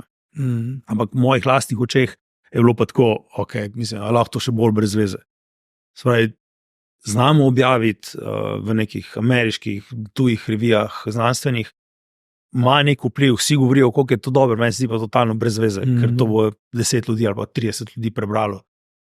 Čez 2 leti, ko bo ta članek objavljen, mi smo pa 3 leta prej že raziskovali. In ta, ko hiter, ko nekaj začneš raziskovati, pa do tega, da to nekdo vidi ali pa da uporabi v tem akademskem svetu, mi je bilo popolnoma, mislim, neustrezno. In ta občutek nekoristnosti v bistvu mi je potem dal tudi neko odločitev, ko sem leta 2010 zadnjič stopil 4. maja, ravno tak čas, zadnjič stopil skozi vrata ekonomske fakultete, pa šel. Ta prizma, ki si jo omenil, je zelo dober lahko indikator, kdaj menjati službo oziroma kdaj iti stran. Ampak kako lahko nek povprečen človek sam pri sebi to prizmo zavest, torej bolj kontekstualno, kako vem razliko med tem, kar mi je ok, kar me izpopolnjuje, pa tem, kar me ovira. Že ozaveščanje tega se mi zdi zelo pomembno. Ampak na kakšen način si ti to ugotovil? Kaj verjetno je povezan z občutki nekimi? Mi lahko skozi svojo izkušnjo mogoče malo bolj podrobno to poveš? Ja, občutki po moje, pa to globoko vse pa, a si zadovoljen z življenjem, pa s tem, kar kreiraš, ali ne. Vedno se spomnim enega trenutka, samo eno interakcijo sem imel s tem človekom v živo, iz Južne Afrike, Južnoafriške republike, in par dni nazaj mi je spet pošljala si tako en WhatsApp message, ne vem, na leto približno, ampak on mi je rekel, se pravi, ko sem bil še tam, na neki konferenci, bili pa nekaj predstavljali, pa tako naprej, pa mi reče, are you content with your life? Se pravi, si ti zadovoljen v bistvu s tem pač lifeom, ki ga imaš, ali pa s tem, kar delaš. In takrat je bilo v bistvu tako neko ta pravo coaching vprašanje v ta pravem trenutku od nekoga, ki ga prvič vidiš, pa v bistvu čisto v neki taki interakciji in mi še danes odzvanja. In takrat v bistvu je bil moj odgovor sam pri sebi ne, rekel sem mu pa ja. In rekel, da fejkam. Izjemen človek. Isto star takrat, ko jaz, smo bili dosti mladi takrat vsi, bilo to 30 mogoče. Ampak to vprašanje mi je tako bilo, mi je zelo ostalo takrat v spominu. No, in jaz mislim, da ta občutki, če smo pozorni na njih, pa razmišljamo o tem, kako se počutimo, pa s tem, kar ustvarjamo, nam lahko veliko povejo. Imamo pa eno tehniko, recimo, ki jo tukaj dostikrat naredimo, in je ravno to, ko rečemo, ker če danes nekoga vprašaš, ali pa ko jih vprašamo, pa delamo z direktorji, pa tako, on bo rekel, ja, super, saj, ne, zdaj vsi fejkamo na en način, ne. In sploh, ko v nekem takem settingu vprašaš, ne, veš, ko tam sem v neki službeni relaciji, tam je on izvršni direktor, recimo, jaz sem nek coach, vprašam, okay, kako pa ti je na tvojem delovnem mestu, valjda bo rekel, super. Prvi odziv je vedno ta, ne. Pa rečemo, ok, in ta tehnika je, da ti naredimo, da je takole 3 tabelca, ne, mislim, tabelco s 3 prostorčki, ne, okvirčki, pa da je napiš tukaj en del, torej tiste opravila, tiste aktivnosti, tiste stvari, ki jih ti počneš pri svojem delu, v katerih se res počutiš živega, da si v flowu in tako naprej. Eno tisto, kar pač moraš narediti, eno pa tisto, kar sovražiš, ali pa kar ti ustvarja neko bolečino, ali da ti ni ok, da nisi najboljša verzija sebe, da ne moreš biti, pač zaradi česarkoli. In pol, ko to napišejo, je to nek tak prvi korak, ko lahko začneš ozaveščati tisto, kar sem čisto na začetku govoril, ne? Se pravi, kje sem jaz najbolj v flowu, pa razmišljati o tem, pač kaj ti daje sploh neko energijo pri tvojem delu, pa kaj ti jo odzema. Imamo te 3 bokse in potem rečemo, okay, kako bi zdaj lahko to minimiziral, ali delegiraš, ali da poiš nekoga v ekipi, ki mu je pa to mogoče blizu, ker vedno nekomu bo neki, kar tep ni, prej iz tiste različnosti izhaja, iz teh talentov tudi. In na tak način potem pomagamo, da pač se osredotočajo vedno bolj na ta flow ljudje, čistko. In to je recimo ena taka tehnika, kaj je tisto, kar mi daje energijo pri mojem delu, kar mi odzema, pa kaj v sredini, ali pa ne vem, čist v lifeu tudi, kateri odnosi mi dajo, kateri mi odzemajo, pa kaj je tisto vmes. In zdaj, ja, pač ali neke toksične stvari odstraniš kot odnose iz svojega življenja, ali pa, če jih ne moreš odstraniti, da bi kar you can't walk away from many things, ampak če ne moreš pa oditi, pa ok, kako bom zdaj to uredil, da bo boljš. Kaj moram jaz zdaj narediti drugače, da se to spremeni. Ampak ja, to vedno ozaveščanje, danes je Borut, co-founder v Triversu, sodelavc, prijatelj, glih danes ali včeraj je nekaj objavil na LinkedInu, repostal eno stvar, ki je bila, kaj je v bistvu leadership, ali pa leadership development. In je ena taka zelo velika krogla je managing ali pa fixing ali pa leading myself, pa je pa čist taka mehna leading others. Sem videl. No in mislim, da je to sporočilo, pač več, ko delaš samo refleksije, pa se poskušaš soočiti s temi občutki, kaj se kdaj, kje dogaja, pač lažje je, ker lahko daš potem temu lahko jih pokategoriziraš, pa potem nekaj narediš s tem, če pač ne moreš iti stran od nečesa, ok, kaj lahko naredim, da bo drugače, tisto, kar pa lahko dam drugam, ali pa se neham ukvarjati s tem, pa pač, da je to narediti, ker drugače ne boš zadovoljen z lifeom nikoli. Lepo je ozavestiti ljudem, ki imajo kontrolo dejansko, ne? Ker veliko frustracij pride iz tega, da hoče kontrolirati, niti ne hoče kontrolirati, ampak se ukvarjajo s stvarmi, ki so izven njihove kontrole, kot neka forma ali prokrastinacija ali pa forma pač nesoočanja z lastnimi stvarmi, in to je in v odnosih, in v poslu, itd. In jih točno to odvrača od tega, da bi bili srečni, ne? Ker včasih je odločitev toliko jasna, recimo nekdo, veš, veliko ljudi, pa zdaj niti ne več toliko, ampak v preteklosti je bilo veliko ljudi, ki mi je govoril, skozi mi je pluval čez službe njihove, pa to, pa sem mi tako, ja, pa dobro, lej, saj službo imaš, ne vem, sej kaj, lej, že to je dost, bod hvaležen, itd. Zdaj recimo je moja prva reakcija, pa jo kar pustim, da gre ven, je pač, da je odpoved, In tako ne moreš kar dati odpovedi, jaz imam odgovornosti, nimamo vsi tako kativno, gor, tretje se reko, kaj, jaz sem tudi enkrat mogel dati, A veš, ti moraš plačati ceno, nekaj moraš vedno žrtvovati, če želiš spremembo, In bi tebe mogoče tukaj vprašal, zakaj toliko ljudi raj živi s strahom pa nezadovoljstvom v nekem okolju, kjer niso srečni in si ne želi oziroma ne upa narediti spremembe in iti iz tega okolja ven, čeprav to pomeni, da bojo v nekem obdobju mogli malo stisniti, pa ne vejo, kaj točno jih čaka. Torej, ta izhod iz cone udobja, ne, pa te navezanosti mogoče na plačo ali pa celo odvisnosti. Kako ti to vidiš?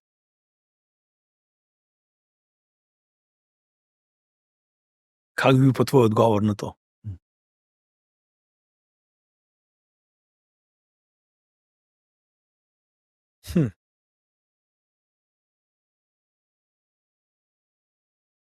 Dobro vprašanje, sem si dal.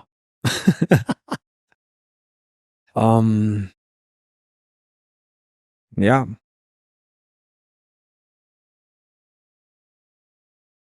Mislim, da bolečina še ni dosti velika, da bi jih premaknila. Da so neki limiti, ki jih imamo, in to je bolečina, oziroma lahko je to psihična bolečina, ne, v večini primerov, ki so za vsakega različni in ob pravem času, ko ta bolečina, ki je dobra v tem primeru, oziroma ne dobra, potrebna, naredi svoje, se bo ta človek premaknil. In dokler do tega ne pride, ga bo težko kdo drug. In mogoče sem kle mal tega svojega v sebi, tega pomagača, rešitelja v situacijah aktiviral in hotel jaz biti tak, ki jim bo pomagal narediti ta premik. Pol sem s časom ugotovil, da pač vsakega čaka svoja pot in bojo že prišli do tega, če jim je to namenjeno. In po drugi strani sem opazil, da mi ne odgovarja več, da se ljudje pritožujejo in si sami odvzemajo kontrolo nad tem, kako se počutijo. Tako, nekako bi v besedo. Ja, jaz mislim, da je to točno to, kar se dogaja. Ne? Se pravi, pač ja, ni dovolj velika bolečina, hkrati se pa tudi ne vprašajo pravih stvari, po mojem. In to, ko si rekel, da je odpoved, ok. Samo vprašanje, ali se to res želijo. Ne? In recimo prvo vprašanje vedno, ne? Recimo, če gledamo čist coaching proces, ki mi verjamemo, se pravi, mi nismo psihoterapeuti ali svetovalci, tako v smislu, da ti bom podelil nasvete. Coaching je v bistvu spraševanje, ker mi verjamemo, da ima vsak ta svoj potencial, ki ga z nekim pravim flowom v bistvu znamo mi najti, vsak od nas zna najti rešitve. Ne? Ampak prvo vprašanje je, kaj želiš? Saj, okay, se pritožuje, okay, kaj želiš? Kaj želiš? In na to vprašanje dostikrat ljudje sploh nimajo odgovora. In dokler tega nimaš, pač se nimamo o čem pogovarjati, ker kjerkoli, torej nimaš o čem pogovarjati, ker katerakoli rešitev, ki ti jo jaz dam ali pa te vprašam, da je odpoved, da je to, da je uno, bo vedno misli potem grejo nekam drugam. In kaj želiš, dokler ti ni jasno, kaj zares želiš, pa da si to napišeš, ali saj sam pri sebi odgovoriš, ti v bistvu noben nasvet ne pomaga, nič. Ne? In zdaj, ko si, pa če jaz poskušam odgovoriti, sigurno je to, se pravi, zakaj ostajamo v nekih conih udobjah, je pač ta cona udobja, no? Se pravi, ker je tam varno, ker je znano, ker še vedno bom, ne vem, ob 5 popoldne šel v Savudrijo v Prkolco, v petkih, it's ok, pa ne vem, v nedeljo zjutraj k maši, ob četrtkih, ob 8 zvečer seksam in tako naprej. Zdaj, te neka rutina nam daje neko stabilnost. Je pa stabilnost v bistvu ful pomembna. In karkoli je neznanega, je ogromen signal možganom, da je nehi. Se pravi, ne iti tja in dlje časa, ko nismo soočeni z neko potrebo po spremembi, se pravi, ne vem, ko si star, ko si otrok, je tako čisto eno. Pol že malo začneš razmišljati, pa tako, ko si rekel, pa imamo odgovornosti, pa si misli, koliko je zdaj vse odvisno od mene in tako naprej. In dlje, se pravi, kasneje, ko neke stvari poskušamo spreminjati, teže je, ker so možgani že toliko utečeni v svoje navade, da karkoli je malo drugače, je že signal za nevarnost. Možgani so največji porabniki energije v telesu. In karkoli morajo drugače malo narediti, tudi če je boljš zate, ne bodo. Ker je lažje iti po tisti avtocesti, tudi če je malo zrukana, ker že vejo, kje je luknja. In sploh nočemo iti iz nekih ustaljenih načinov razmišljanja. To je po definiciji pač nagon, preživetje, ohranjanje možganov, prezervacija energije in tako naprej. In pač ne bom se spremenil.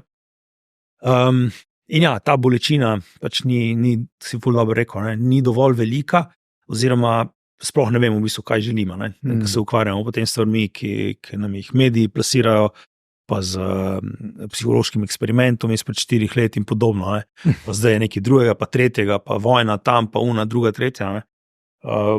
Vse to nas bombardira okrog nas, in s tem se potem ukvarjamo, da bi se s tistim, na kar pa res lahko imamo vpliv. Eno ful zanimivo stvar sem prebral.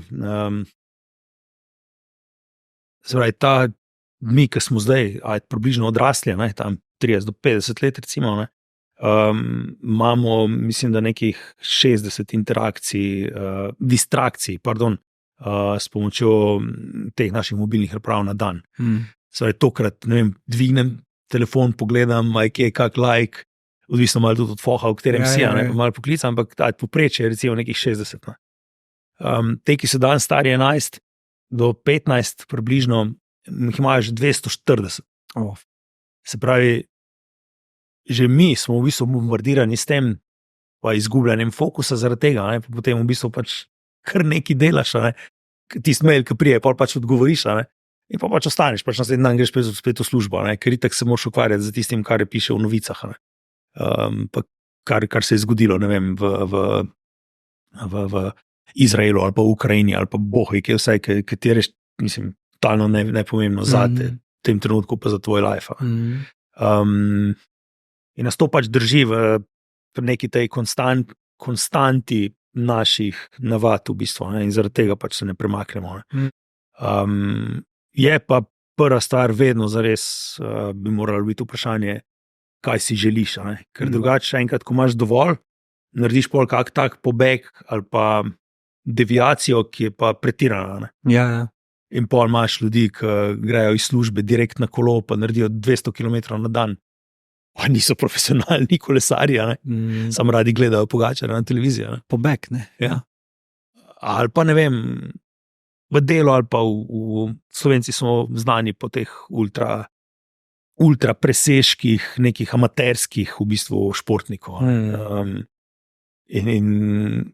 In tukaj noter so potem te pobegi, pa v alkohol, pa tragedije in tako naprej, družinske, ki se zgodijo, ki potem pač narediš neko totalno deviacijo, ker pač prej nisi bil, se nisi soočil z resnico.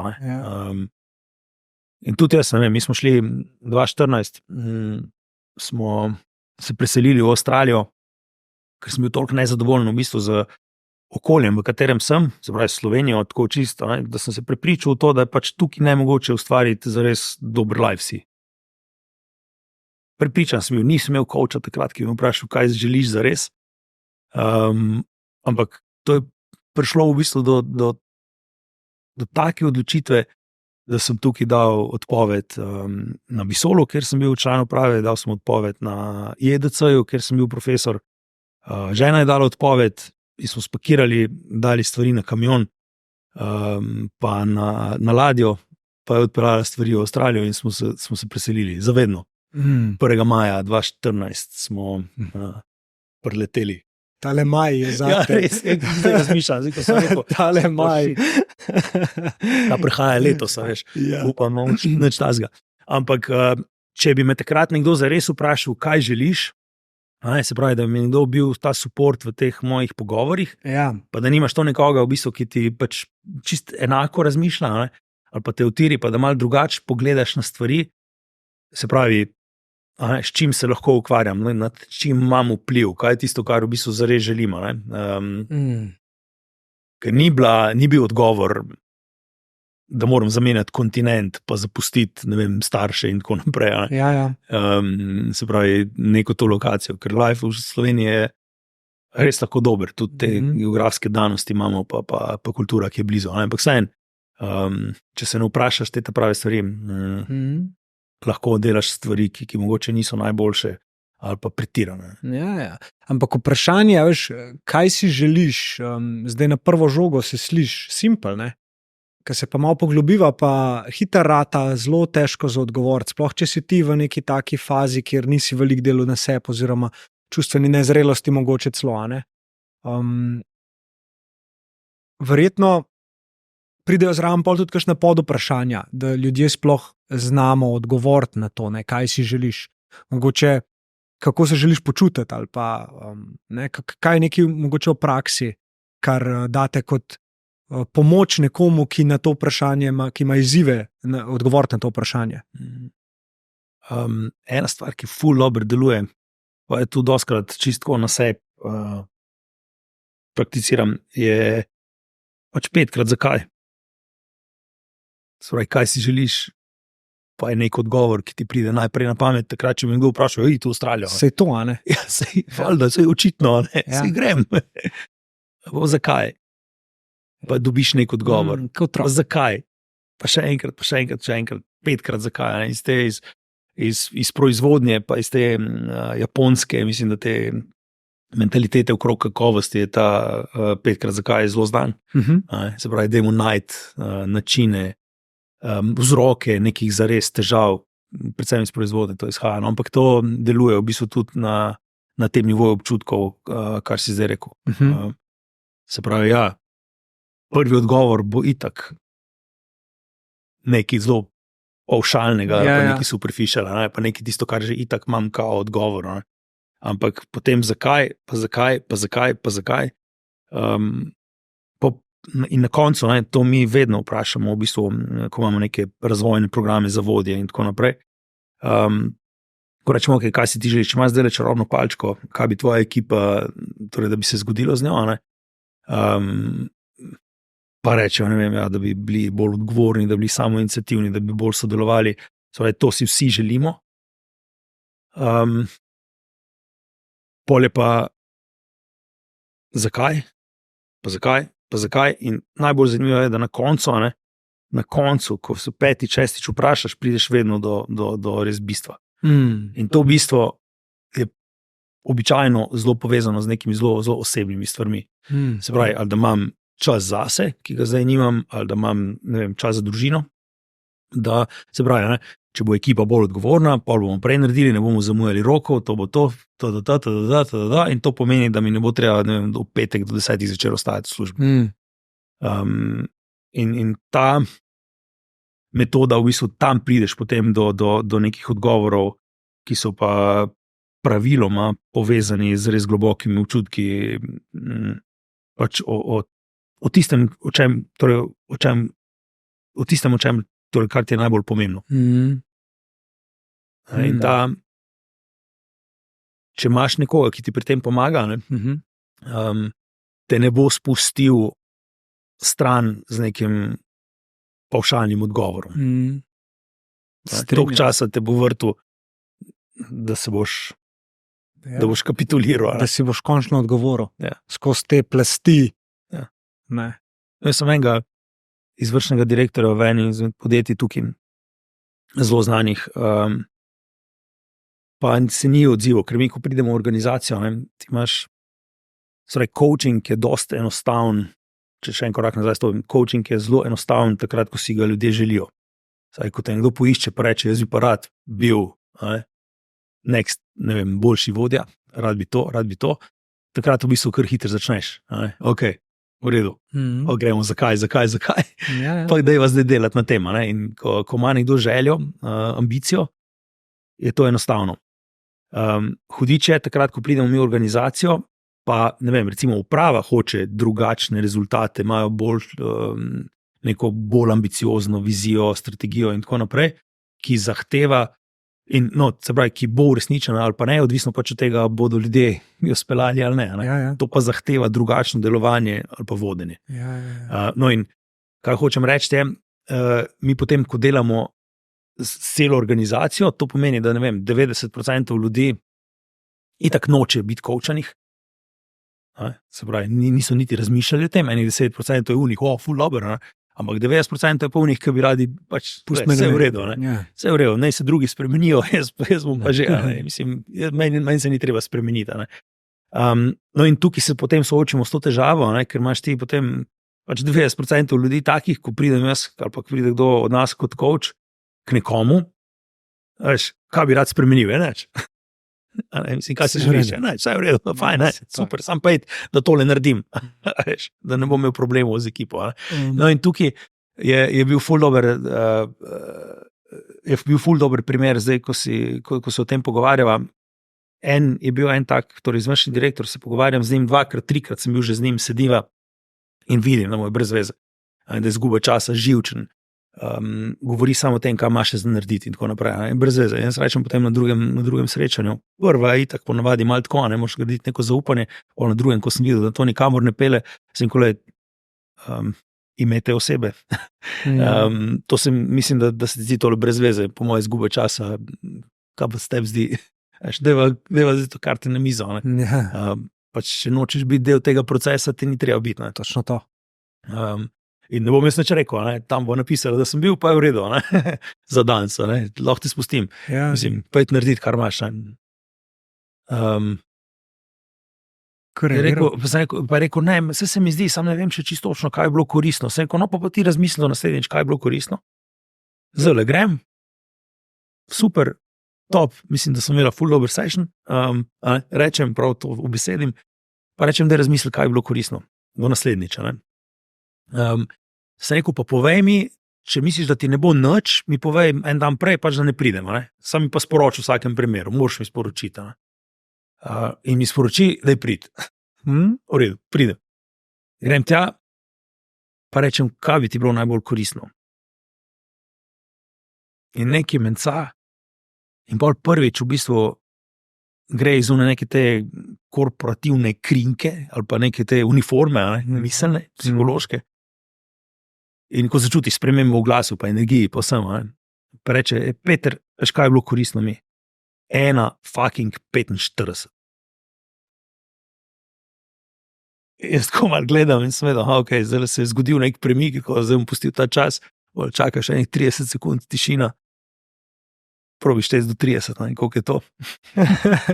Pa še kar štejem in čakam in potem začnem. Rekel, rad bi 1,45 spet tekel, koliko sem pred leti, pol maraton.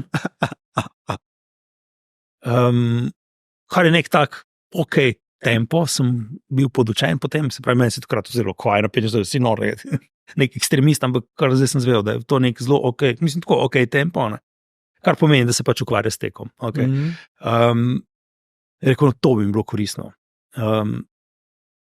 Sem rekel, ok, da pogledati, kaj ti to zdaj pomeni, da skrajšam zgodbo.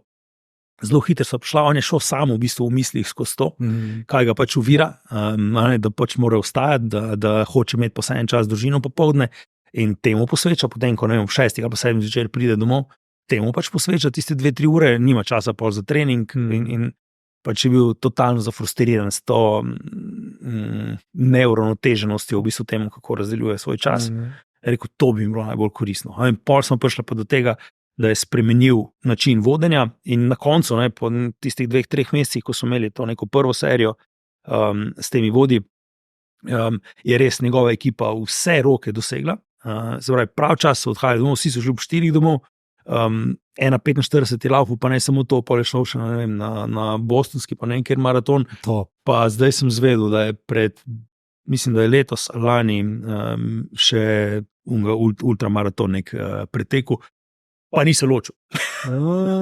Se pravi, vse ostalo z družino in vse to funkcionira in to si je takrat dal na pladnji in to me je potem postalo gonilo. Se pravi, ni naš coaching bil ali pa ni videl mene v službi korporacije, zdaj pa hočemo mi to strategijo, da jo uresničimo, ampak pač vzgib v bistvu za spremembo je v tej osebi, notranji.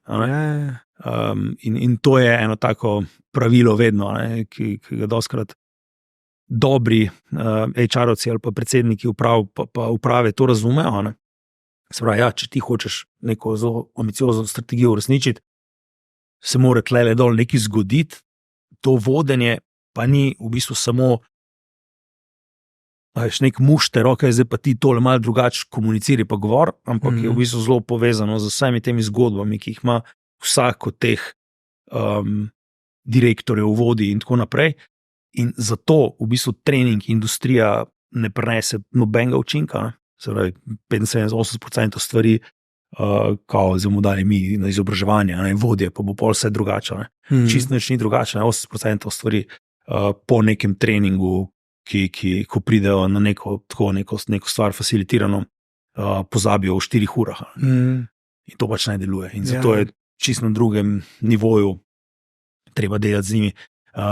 In to je pač zanimivo, ne? Ta vzgib je vedno nekaj zelo, zelo osebnega, zakaj bi nekdo spremenil vodenje. Ne govorimo pa dosti o tem s predsedniki uprav še, zato ker tega v večini ne razumejo. Nekateri v večini pa ni to tako, da bi rekli, bomo mi delali tle na tem nivoju, pa bo potem se uresničila ta strategija, ker je to preveč izven nekih korporativnih okvirov. Potem pač ne govorimo o tem, govorimo o uresničitvi strategije, boljše vodenje, proces prepuste pa nam. Je le tukaj veliko tudi enih programov pa programiranja, da se oni tudi tako obnašajo, ne? Je toliko teh mas gor, da glava boli. Ne? Ampak pogovarjali smo se o spremembi, ne? Sprememba nekako, biti odprt za spremembo in vse, če zdaj le povežava, kjer se zgodijo premiki, je, da si ti pač odprt na spremembo in da jo sprejmeš. Ne? In tudi Einstein je rekel, njegova definicija inteligence, ne, je inteligenca je zmožnost prilagajanja spremembi kot človek. Ne? In je ena zelo velika resnica tukaj noter, če pogledava zdaj, kako je pa nam inteligenca bila predstavljena iz vidika več, ka poznaš nekih dejstev v svetu, bolj, ka si razgledan, bolj si inteligenten. Ne? Ampak v bistvu je nekako povezan s tem, kako če tebe dajo v situacijo, ki ti je tuja, kako se boš znajdel. In je v bistvu nekakšna iznajdljivost tukaj tudi noter zraven povezana. Ne? Tako da nekako tisti ljudje po Einsteinovi teoriji, ki si ne želijo spremembe, ki se jo otepajo, ki kontrolirajo oziroma hočejo kontrolirati stvari, ki niso v njihovi kontroli, so v bistvu neinteligentni oziroma nezreli za spremembo. Ne? In mogoče je to ta tudi povezava, zakaj toliko ljudi pol ostaja v nekih krčih. Ne?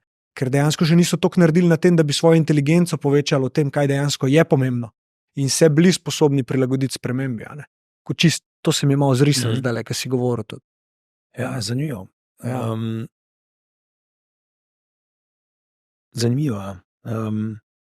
Tukaj se mi poraja predvsem to,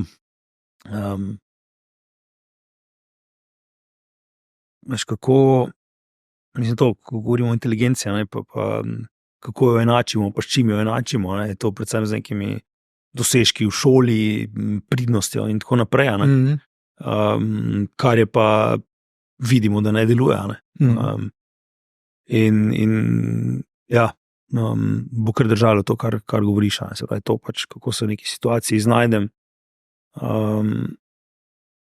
pa koliko sem pripravljen odkriti neko resnico v nekem trenutku. Ne? Se odločam na podlagi neke percepcije, ali si dam čas, pa malo razmislimo o stvarih, kaj se zares zdaj tukaj dogaja. Ne? Kaj je resnica, ne? Kaj je spodaj. Kaj se zares tukaj dogaja. Ena stvar, ki mi jo v ekipi dosti prakticiramo, takrat, ko se pravi, kakšna burna reakcija, ali pa, ker pač po definiciji, če ti veliko delaš, pa če si ambiciozen, pol to pomeni, da bo veliko nekih interakcij, to pomeni, da lahko tudi veliko failerov, mislim, več napaka, ne? Če pač ne delaš nič, pol je zelo težko karkoli ali pa imeti kakršenkoli konflikt, pol je pač vsak v svojih pisarnah zaprt, pa čao, ne? Ampak kjer je zelo dinamično okolje, bodo tudi konflikti. In recimo ena taka stvar, ko mi dostikrat naredimo, ko se kaj takega začne, pa ko začutiš da se napetost malo zvišuje, ne, je, da se vprašamo točno to. Tisti, ki to opazi, da malo počaka, pa še spremlja, kaj zdaj se tukaj dogaja, in da potem to tudi reče, da je malo ustaviti zdaj to, time out, ne. Kaj se nam zdaj tukaj dogaja v tej debati, je to zdaj konstruktivna debata ali ne, pa kaj A je to zdaj zašlo v neke te predsodke, pa baja se, pa neke posploševanja, ali se zares pogovarjamo o ta pravi stvari, pa o nekem podstatu ali pod problemu, underlying problemu, ki mogoče obstaja. In to je ena taka stvar, ko kdaj predlagamo, ne, tudi tako v ekipah, ali pa ko narediš prvič, dvakrat, trikrat, štirikrat, ljudje kar malo tako obstanejo, ne. Pol, ko pa to postane navada v komunikaciji, je pa to izjemno dobra navada za kjerkoli odnos. Ja. Okay, da malo počakaj, kaj se zdaj tukaj dogaja. Ne? Malo mirit, malo mir, pa da je 3 sekunde si vzamemo, kaj se zdaj tukaj dogaja. Ker pač burne naše reakcije, ne, to so pa primitivni del možganov, pač takrat odpeljejo v smislu survivala, pa pač preživetja, ali pa pobega, in v tistem trenutku poskušajo pač odreagirati na način, ki pa mogoče ni najbolj primeren.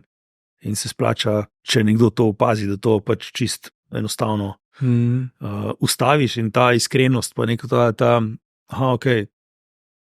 wake up, kaj zdaj tukaj noter, je lahko ful koristno potem za to, kar so prej govorila. Zato a smo se sposobni prilagoditi, pa ne odreagirati na najbolj primitivni način. Primitivno se zdaj sicer zelo slabo sliši, ampak to je pač tisto, kar nam možganje avtomatično plasira. Instinktivno, mogoče. Ja. Okay. Daj me pel zdaj sam še v zadnji del tega tvojega popotovanja do zdaj skozi life v Avstralijo. A si najdu tam tist, kar si iskal, oziroma kaj si šel tja sploh iskat? To ne vem. Ne vem, kaj sem šel iskat. Bil je pobeg to v bistvu. Mislim, zakaj sem šel? Jaz sem vedel, doskrat sem bil že prej dol, ker sem delal kot svetovalec, pa tako naprej, tudi z Avstralci. Pa bil sem večkrat dol na potovanju že prej, pa sem spoznal ta mindset in mi je bil zelo blizu. V smislu, ne živim zato, da delam, ampak delam zato, da živim. To je njih zelo pomembno, pa ta fokus, dosti bolj fokusirani na nekaj dobrega, na stvari, ki se dobre zgodijo. In to je tako splošna kultura. To obstaja tam. Pa manj so fake v bistvu kot Američani. Se pravi, Avstralci so brutalno iskreni, ampak na tak zelo prisrčen, pa res izjemen način. V Ameriki pa sem tudi živel prej že nekaj časa, mislim tako, skozi projekte, pa ko sem delal doktorat, pa projekte nekaj z Amazonom, pa z Googlom smo imeli, pa tako v okviru doktorata, pa tistega inštituta na univerzi v Washingtonu, ampak mi Amerika absolutno ni bila blizu, čeprav bi lahko šel tudi tja. No, in Avstralija je bila v bistvu nek tak v mislih, wow, idealen svet, kjer pač so bolj laid back, plače so zelo visoke, ne vem, stanovanja, hiše in tako naprej so bile pa takrat, saj v tem delu, ko smo mi šli Brisbane, ne Sydney, Sydney je čist kitajski, Melbourne je pa so cene primerljive evropskim, Brisbane je pa Avstralija ta prava, bila takrat, in smo šli tja, tudi zaradi morja pa vsega, ampak bil ta mindset, plače so ful više, se pravi, lažje se ustvarim neko življenje, jaz hočem imeti pač neko hišo, da ne bom zdaj pod pritiskom tlele dnevnim, tlele grem na banko, mi težijo za kredit, ni šans, da se jaz nekaj zgradim v naslednjih 50 letih in podobno. In ta mindset me je gnal, pa plus to, kar se nam je dogajalo v podjetju, kjer sem bil, se pravi, bili smo izjemno podjetje, Gazela in tako naprej, ampak so nas pa hkrati, tako na nekih takih malenkostih so nas pa neki konkurenti, ki nam niso bili niti približno dorasli, tako 50krat manjši, so nas prehitevali, tako po levi pa po desni, ampak jaz sem temu pripisoval bistveno večji pomen, kot pa je to dejansko bil. Se pravi, pač se sajem, če tam nekaj drugače naredi. Jaz sem pa kar mislil, mi smo zdaj tle sončna energija, se pravi, proizvodnja panelov in tako naprej, mi moramo biti najboljši v postavitvi elektrarn, v vseh teh nekih malenkostnih produktih in tako naprej. Meni se zdelo, da pač moramo biti vsem najboljši. Bil Maximizer, ki je bil v nezreli obliki in to me je totalno frustriralo. In iz tega ven, se pravi, eno je to, kaj si jaz lahko ustvarim tukaj, pa za družino, pa to okolje, ne, se pravi, kljub temu, da smo bili eno izmed najboljših podjetij takrat, ko okovanju zvezde, pa vse, Visoli še zdaj, je šlo malo dol potem zaradi kitajske dumpinga, zdaj pa spet nazaj gor, ampak še danes res dobro podjetje, ne, in meni se je pa zdelo takrat nekaj premal, plus to, ne, se pravi, kaj sem se želel tam ustvariti, plus to, da smo dobili stalno se pravi, permanent residency za Avstralijo, ne, to dvoje mi potem pač reklo, ok, to pa zdaj mora mita, ne. Ampak iskati sem šel v bistvu to, pač boljši life v smislu neke te svobode, pa ne vem, tega mindseta ljudi okrog mene, to v bistvu sem šel iskati. A sem to našel ali ne? To ne, našel sem pa nekaj bistveno bolj pomembnega, po moje. In to je? Je pa to v bistvu, da saj, kako se počutiš, ni odvisno od lokacije, ampak od miselnosti, ki jo imaš. Sem pa to dost kasneje, mislim, tako 3 leta je trajalo, da sem to v bistvu ugotovil, ker kaj se je zgodilo, mi, ko smo šli dol, pa smo bili potem nekaj časa dol, je žena zanosila, ampak ful rizično, kar je pomenilo v bistvu, da ko smo bili tam, smo bili totalno omejeni, se pravi, brez kakšnega podpornega mehanizma, otrok je bil v vrtcu, 2 sta bila na poti, ampak mi smo bili totalno paralizirani v smislu, pač kaj smo sploh lahko počeli, nič v bistvu, ne? Jaz sem pa šel v službo nazaj, 5 in to je bilo to, ne? In je bilo spet v bistvu so bile ure še bolj bizarne, ne? Se pravi, ni bilo od 8 do 4, ampak je bilo od 9 do, ne vem, 7, ne? Pri čemer je ob 4 zjutraj v Brisbaneu po zimi sonce, pa ob enih 2 popoldne je že tema, ne? Ker nočejo spremeniti te časovne daylight savinga. Zdaj je bizarno, kao zaradi krav. To je avstralski žok. Ampak point je bil ta, ne? Se pravi, tam so se nam neke stvari začele dogajati, v bistvu pa pošli tudi bolezen neka v družini, pa tako, da smo mi potem začasno šli domov, začasno, ki pa zdaj traja že 10-9 let. Ampak našel sem pa tam v bistvu nekaj bistveno drugačnega. To je bilo, pa jaz sem prišel v eno ekipo v podjetju, ki so bila najprej 2, podjetje je sicer 4000 ljudi, ali IT, podjetje, infrastrukturo, ne vem, mreže nekaj postavljajo in tako naprej, ampak ta človek, Paul Woods, je pa naredil v bistvu ekipo, ki se je ukvarjala z storitvami, se pravi, svetovanjem v bistvu tem strankam. Tam noter pa sem jaz potem pač z njim ustvaril ekipo, nekih 90 nas je bilo v manj kot enem letu, pa delali smo nekih 40%, je bila cele firme, ki je bilo 40% ljudi. Tako da res dobra zgodba o uspehu, ampak zakaj ravno to? Je pa to, da sem jaz v bistvu tam prvič spoznal sem Gallup, pa se povezal z njimi. To je ta pač organizacija, s katerim še danes delamo, smo partnerji v smislu leadershipa in tega razvoja, za moje pojme najboljši na svetu. Ampak še bolj pomembno je pa to, da sem ugotovil v bistvu, da vodenje, kot sem ga jaz pojmoval kot vodenje, pa sem vodil prej ekipe, pa celo bil profesor leadershipa in tako naprej, sem ugotovil, da v bistvu to nič ne deluje. Se pravi, vodenje ni nek mušter, vodenje ni nekaj zelo birokratskega, pa vodenje tudi ni nekaj, kar nekdo ima prirojeno ali pa nima.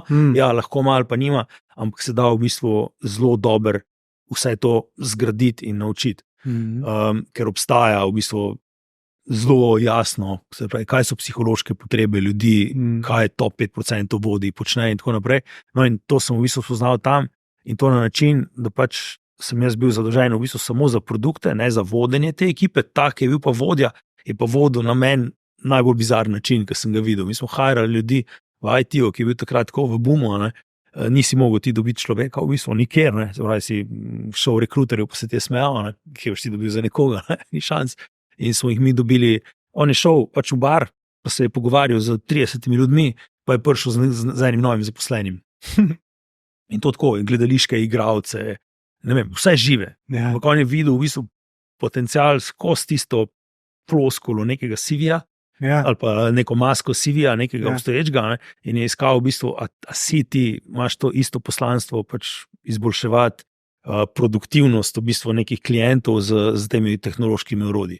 In je vse v bistvu potem, mi smo bili ko oni, ne vem, ko v cirkusu, če bi gledal zdaj, ne? Najbolj bizarni karakteri tam zbrani, ampak smo razturali v bistvu totalno to sceno. In kar je bil tukaj največji learning je to, no, da se pravi, vodenje ni neka šablona ali pa nekaj, kar piše v knjigah MBA-ju, na neki, ne vem,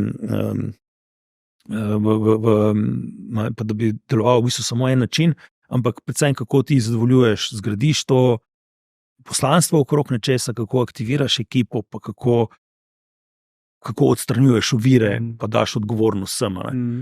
Jaz sem prišel, podpisal sem pogodbo, pa sem rekel, jutri se vidimo, in on je rekel, kako to misliš jutri? Pa je rekel, ne vem, jutri prijem verjetno v službo, ali kaj? Je rekel, ne, pa se si podpisal pogodbo, veš kaj, zdaj je 2. maja sem jo podpisal, drugi dan po tistem, ko smo preleteli, on takole gleda, pa reče, tole imam, da je videl se 2. junija približno midva. Pa jaz ko prosim, po enem mesecu se bo midva videla, ti si moj šef, 2 svoje ekipi, in ti meni govoriš, da se videla čez en mesec, kam pa do takrat delam. Sem se pelal domov, kličem ženo, se rekel, ne vem, a imam službo ali ne, počakava, da pride plača, ki je na 14 dni, in v petek je plača po 3 dneh ali nekaj v tem stilu. In je prišla, sem rekel, imam službo, zgleda, dobro, gremo naprej. Ampak to sem odpeljal iz Avstralije. Ja, kdo? In če bi te zdaj vprašal, kaj si želiš, kako bi mi danes to odgovoril?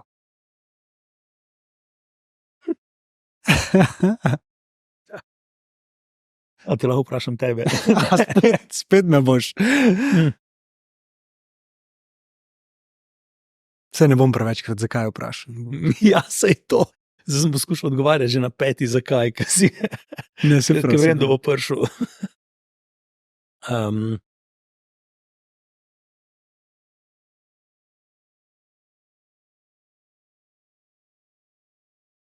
Kaj res?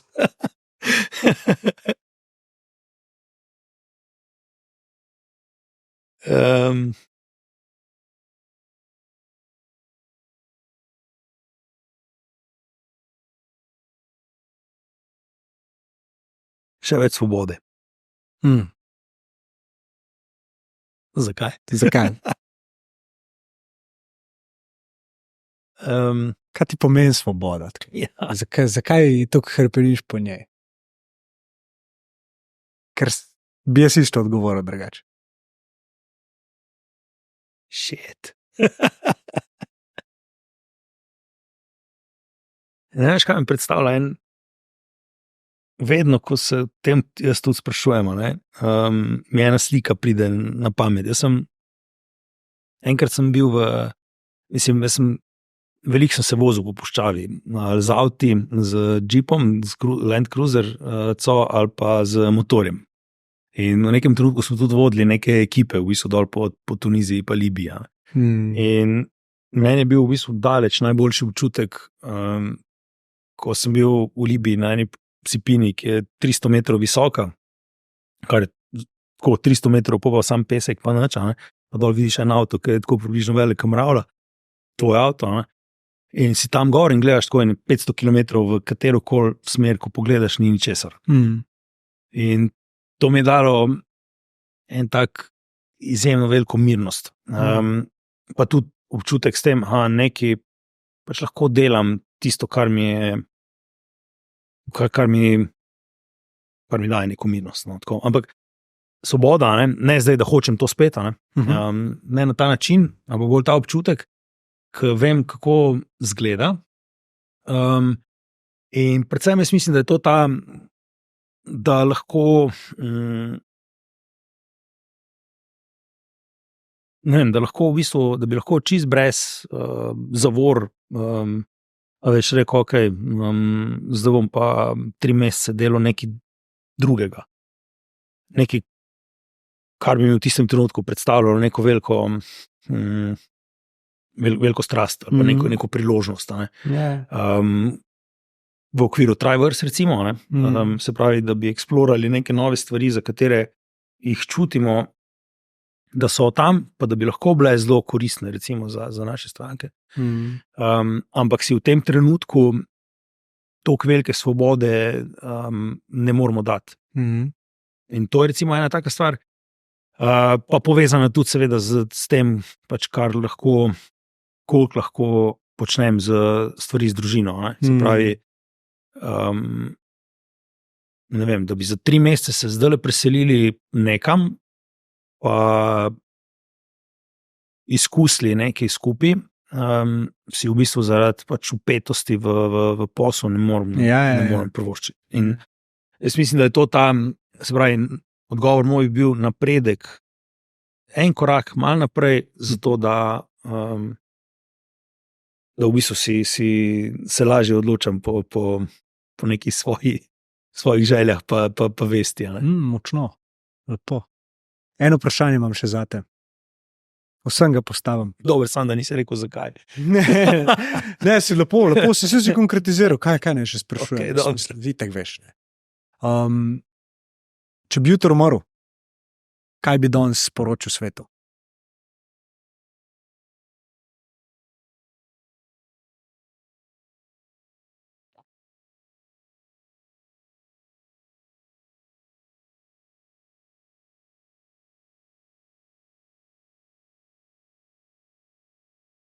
Zelo hiter, vsakmu posamezniku, ne bi svetu, ampak pač, da bi slišal vsaka, ne. Ampak zelo hiter, danes odkrij, v čemer si dober, kaj ti daje energijo, in jutri deli več tega. Lepo. Peter Balo, hvala ti, da si se predstavil, da si povedal več o tem, kaj delaš, da si odgovoril na moje vprašanja tako, da so jih po moje vsi slišali, jaz sem jih tudi tako postavil, da smo šla v globino, malo bolj sferpca, malo bolj iz tega, kaj dejansko se skriva od zadaj, in mislim, da bo tale epizoda marskomu dala tisto, kar mu je namenjen. Tako da hvala ti. Hvala, Jure. To je to. Hvala za vprašanje. Kat.